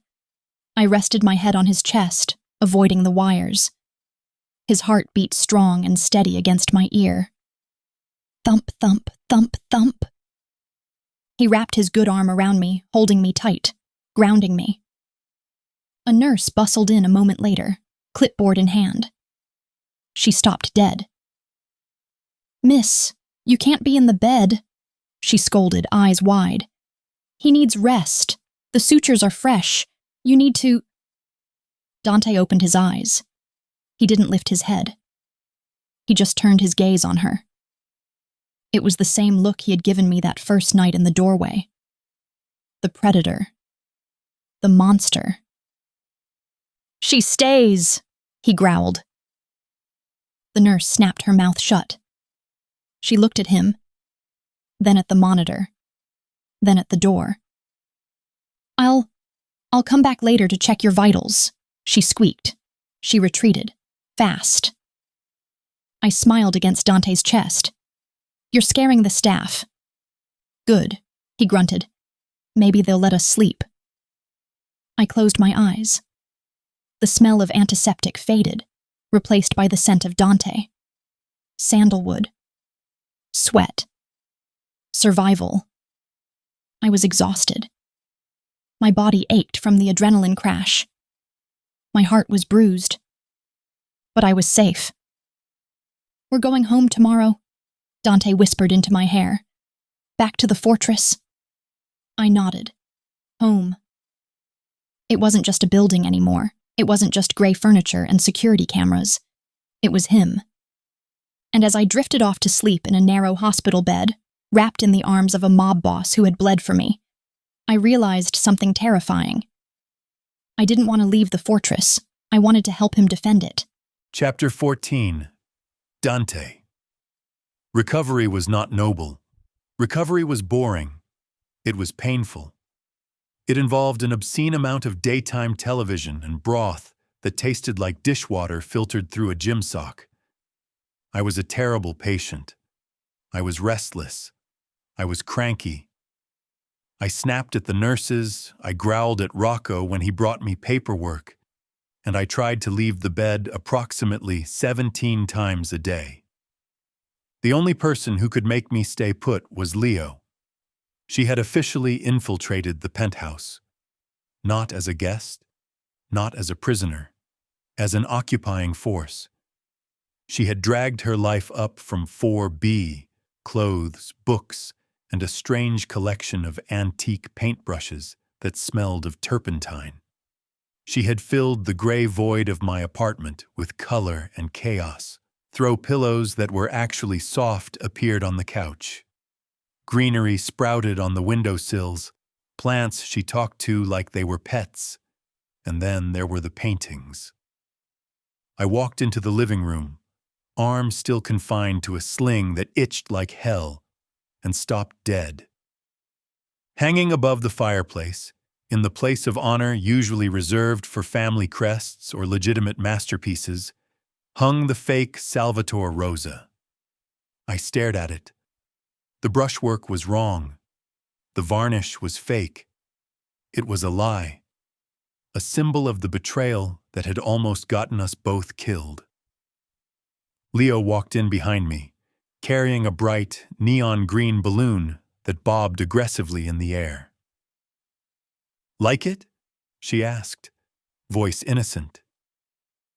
I turned to glare at her. "Why is that on my wall?" "Because it's a good story," she said, tying the balloon to the back of a minimalist Italian chair. "And because it reminds you that I'm always right." I grunted, eyeing the balloon. It read, "Get well soon," grumpy in cheerful, bubbly letters. "It reminds me that Marco was a thief." "It reminds you that you have good taste in women," she corrected, patting my good arm. "Now sit down. You look pale, and stop scowling at the balloon. You need color. Your aura is beige." I sat. The couch was softer than it used to be. It smelled like her. Vanilla and paint. I watched her pour tea. She wore one of my shirts again. The sleeves rolled up to her elbows. Her hair was in that messy bun that made my fingers itch to pull it down. She looked happy. She looked at home. And that terrified me. The war was over. Marco was dead. The Morettis were broken, their territory seized by the feds after Rocco anonymously leaked their ledgers.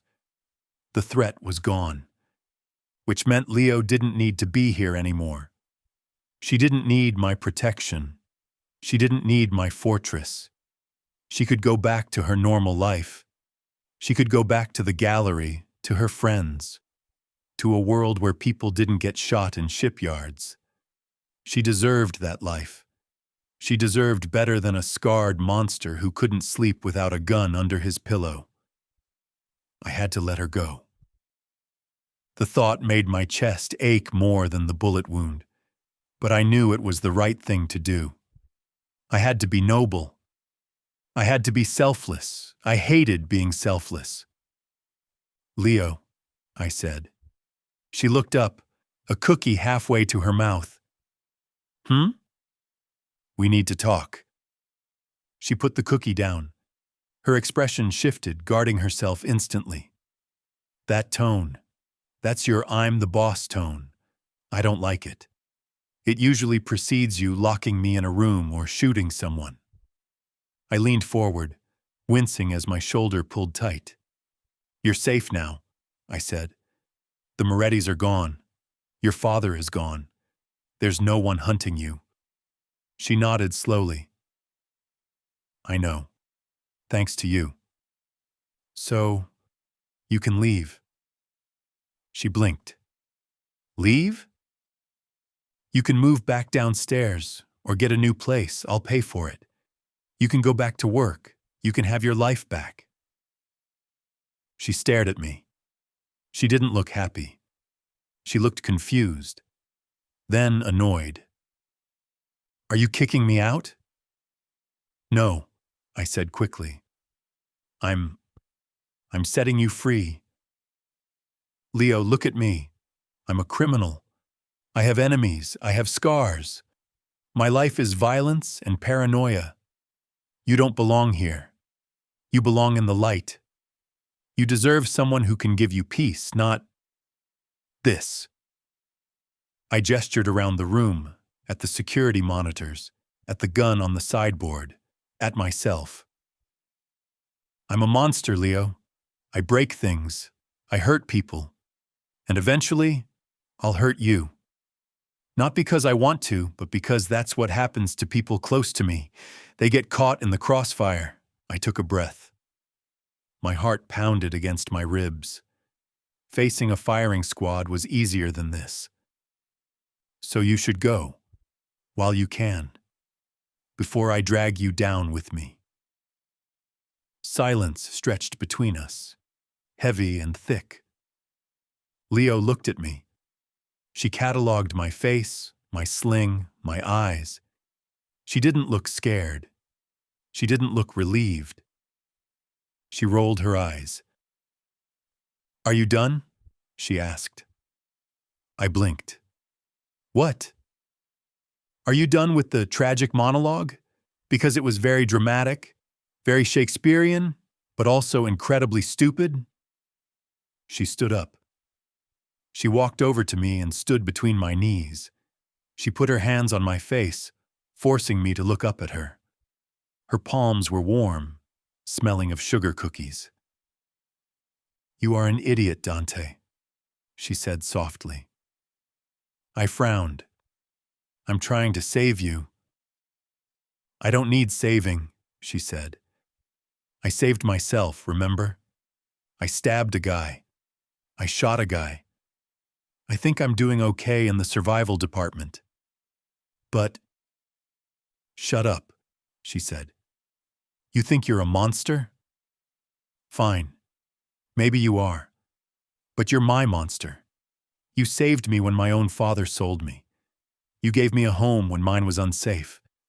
You listened to me about the painting. She leaned closer. And I know you watered my basil plant, she whispered. I froze. I don't know what you're talking about. Liar, she grinned. I saw you 3 nights ago. You thought I was asleep. You were wiping dust off the leaves like it was a holy relic. Monsters don't water basil, Dante. Heat flushed up my neck. Caught. It looked dry, I muttered. Exactly, she smiled. You nurture things. You protect things. You're not just violence, Dante. You're loyalty. You're protection. And you make really good espresso. She leaned in, her forehead resting against mine. I'm not going anywhere, she whispered. I love your fortress. I love your gray couch. And I love you. So unless you physically throw me out, I'm staying. I stared at her. She loved me. The words hit harder than the bullet. She loved me. The monster. The brute. The man who watered her plants in the dark. I wrapped my good arm around her waist and pulled her into my lap. She settled there easily, like she belonged. like she had always been there. "You're stubborn," I muttered into her neck. "I'm persistent," she corrected. "Just like you." I kissed her. It wasn't desperate like the first time. It wasn't fearful like the last time. It was slow, claiming. A promise sealed in breath and heat. I realized then that I had lost the argument before it even started. I never stood a chance against her. She had walked into my life with a broom handle and a bad attitude, and she had dismantled my defenses brick by brick. "Fine," I said against her lips. "You can stay. But the balloon goes." "The balloon stays," she countered, pulling back with a satisfied smirk. "It matches the plants. It's neon green, Leo. It matches nothing." "It matches my mood," she said. "Now eat a cookie." "You're too skinny." I took the cookie. I looked at the fake painting on the wall. I looked at the ridiculous balloon. I looked at the woman in my lap. My shoulder throbbed. My enemies were dead. My life was complicated. But for the first time in forever, my fortress didn't feel empty. It felt like home. Chapter 15. Leo. The penthouse smelled different. Sterility and ozone had vanished, replaced by the chaotic, vibrant scent of life.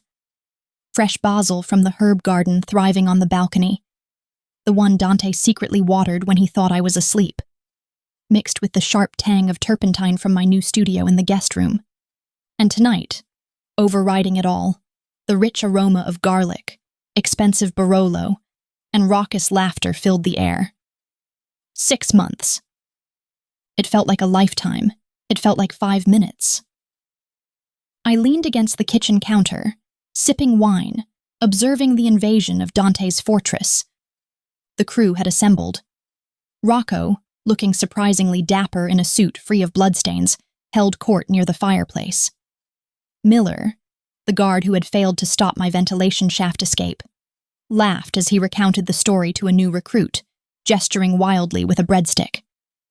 Even the doctor from the clinic had joined, looking healthier and less twitchy than the night he stitched Dante back together. A family dinner. Dysfunctional, dangerous, heavily armed, and perfect. Dante sat at the head of the table. He didn't brood. He didn't check the security feed on his phone every 30 seconds. He leaned back, a glass of red wine loosely gripped in his hand, listening to Rocco's story. A small, genuine smile played on his lips, softening the harsh lines of his face. Then he looked up. His gaze cut through the noise and found me across the room. The smile deepened. Not the polite, terrifying smile he gave his business associates. The private smile. The one that promised trouble. The one that said, "Come here."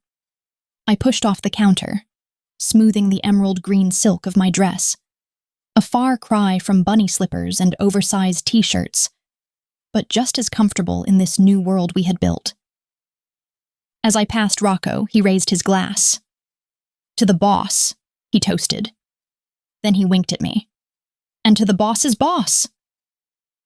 Laughter erupted around the table. Dante rolled his eyes, but as I approached, his hand shot out, wrapping around my wrist. He pulled. I tumbled into his lap. I settled there easily, wrapping an arm around his shoulders, my fingers brushing the hair at the nape of his neck. He felt solid. Warm. Mine. "Are they behaving?" I whispered against his ear. "Mostly," he murmured, his hand resting possessively on my thigh, thumb tracing slow circles on the silk. "Rocco is trying to convince the new guy that you're a ninja." I laughed. "I'm not a ninja, I'm just resourceful." "And dangerous," Dante added, his voice vibrating against my ribs. "Don't forget dangerous. You shot a guy, Leo. My men are still terrified of you." "Good." Fear commands respect. My gaze wandered the room. The penthouse had transformed, The stark, hospital-white walls were gone, painted a warm, creamy beige that caught the evening light.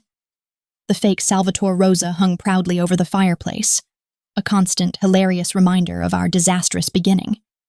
But flanking it were real paintings, legitimate acquisitions I had scouted at auctions. He was going legitimate. Slowly. Painfully.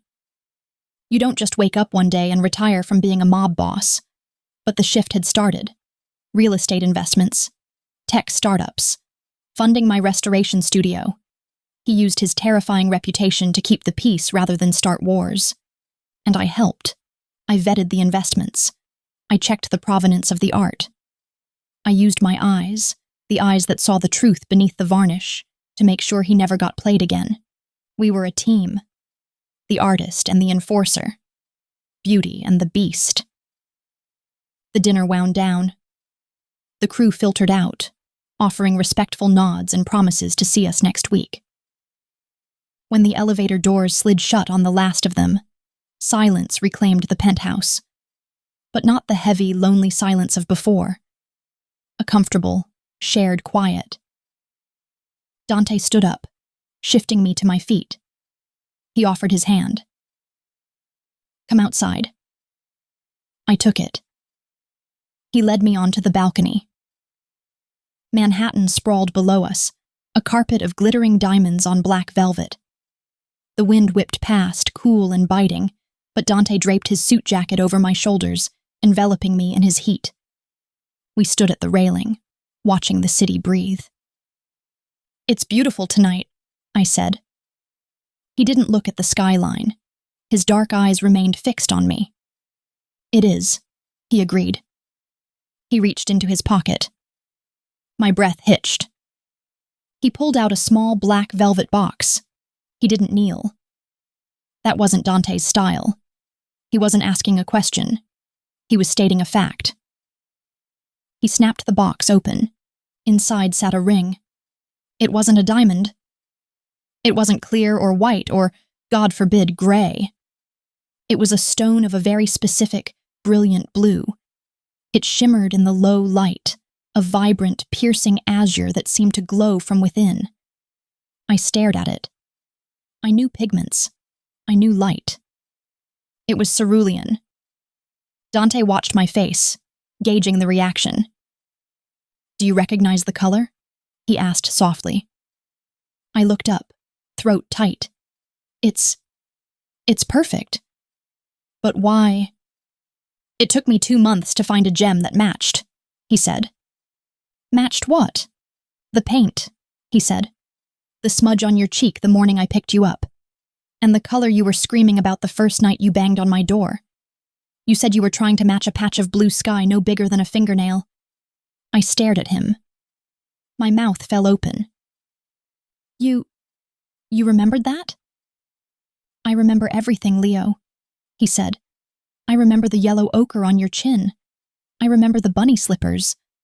I remember you telling me that you restore things people have forgotten." He took the ring from the box. He took my left hand. "And," he added, a smirk tugging at the corner of his mouth, "I knew if I bought you a gray diamond you'd throw it off the balcony. You hate gray." I laughed, a wet, choked sound. "I do hate gray." "This is your sky, Leo," he said, sliding the ring onto my finger. It fit as if made for me. "The one you were fighting to fix." Tears pricked my eyes, hot and fast. He hadn't just bought jewelry. He had bought a piece of the moment he fell for me. He had paid attention to the messy, chaotic details of my life when I thought he was just a monster in a suit. "Dante?" I whispered. "This isn't a proposal," he said, voice turning serious. "I'm not asking you to marry me, not yet. I know you want to build your studio. I know you want your independence." He held my hand, thumb brushing the blue stone. "This is a promise, a marker. It tells the world that you're mine, that I'm yours, that no matter what happens, no matter what wars we fight or what demons we face them together." He looked into my eyes. The darkness of his past still lingered there, shadows that would never fully fade. But a fierce, burning light lived there now, too. You saved me, Leo, he rasped. You walked into my fortress with a broom handle and you saved me from myself. I am yours. Forever. I looked at the ring. My sky. You are ridiculous, I said, wiping a tear from my cheek. You found a gem to match my stress-induced paint smudge? He smirked. That familiar, arrogant expression I loved more than oxygen. I'm a man of detail, Leo. You know that. Shut up, I said, and kiss me. He didn't hesitate. He pulled me close, wrapping his arms around me, burying his hands in my hair. He kissed me with the same hunger, the same desperation, the same consuming passion as that first time on the rug. But this time, fear didn't taste like copper in my mouth. No goodbyes lingered in the touch. Just a promise. Stone and spark. We were opposites. The artist and the criminal. The chaos and the control. But together we had built a fire that would never burn out. And as I melted into him, high above the city that had tried to break us, I knew one thing for certain. My neighbor was loud, he was dangerous, he was trouble. But he was the best thing that had ever happened to me. And I wasn't going anywhere.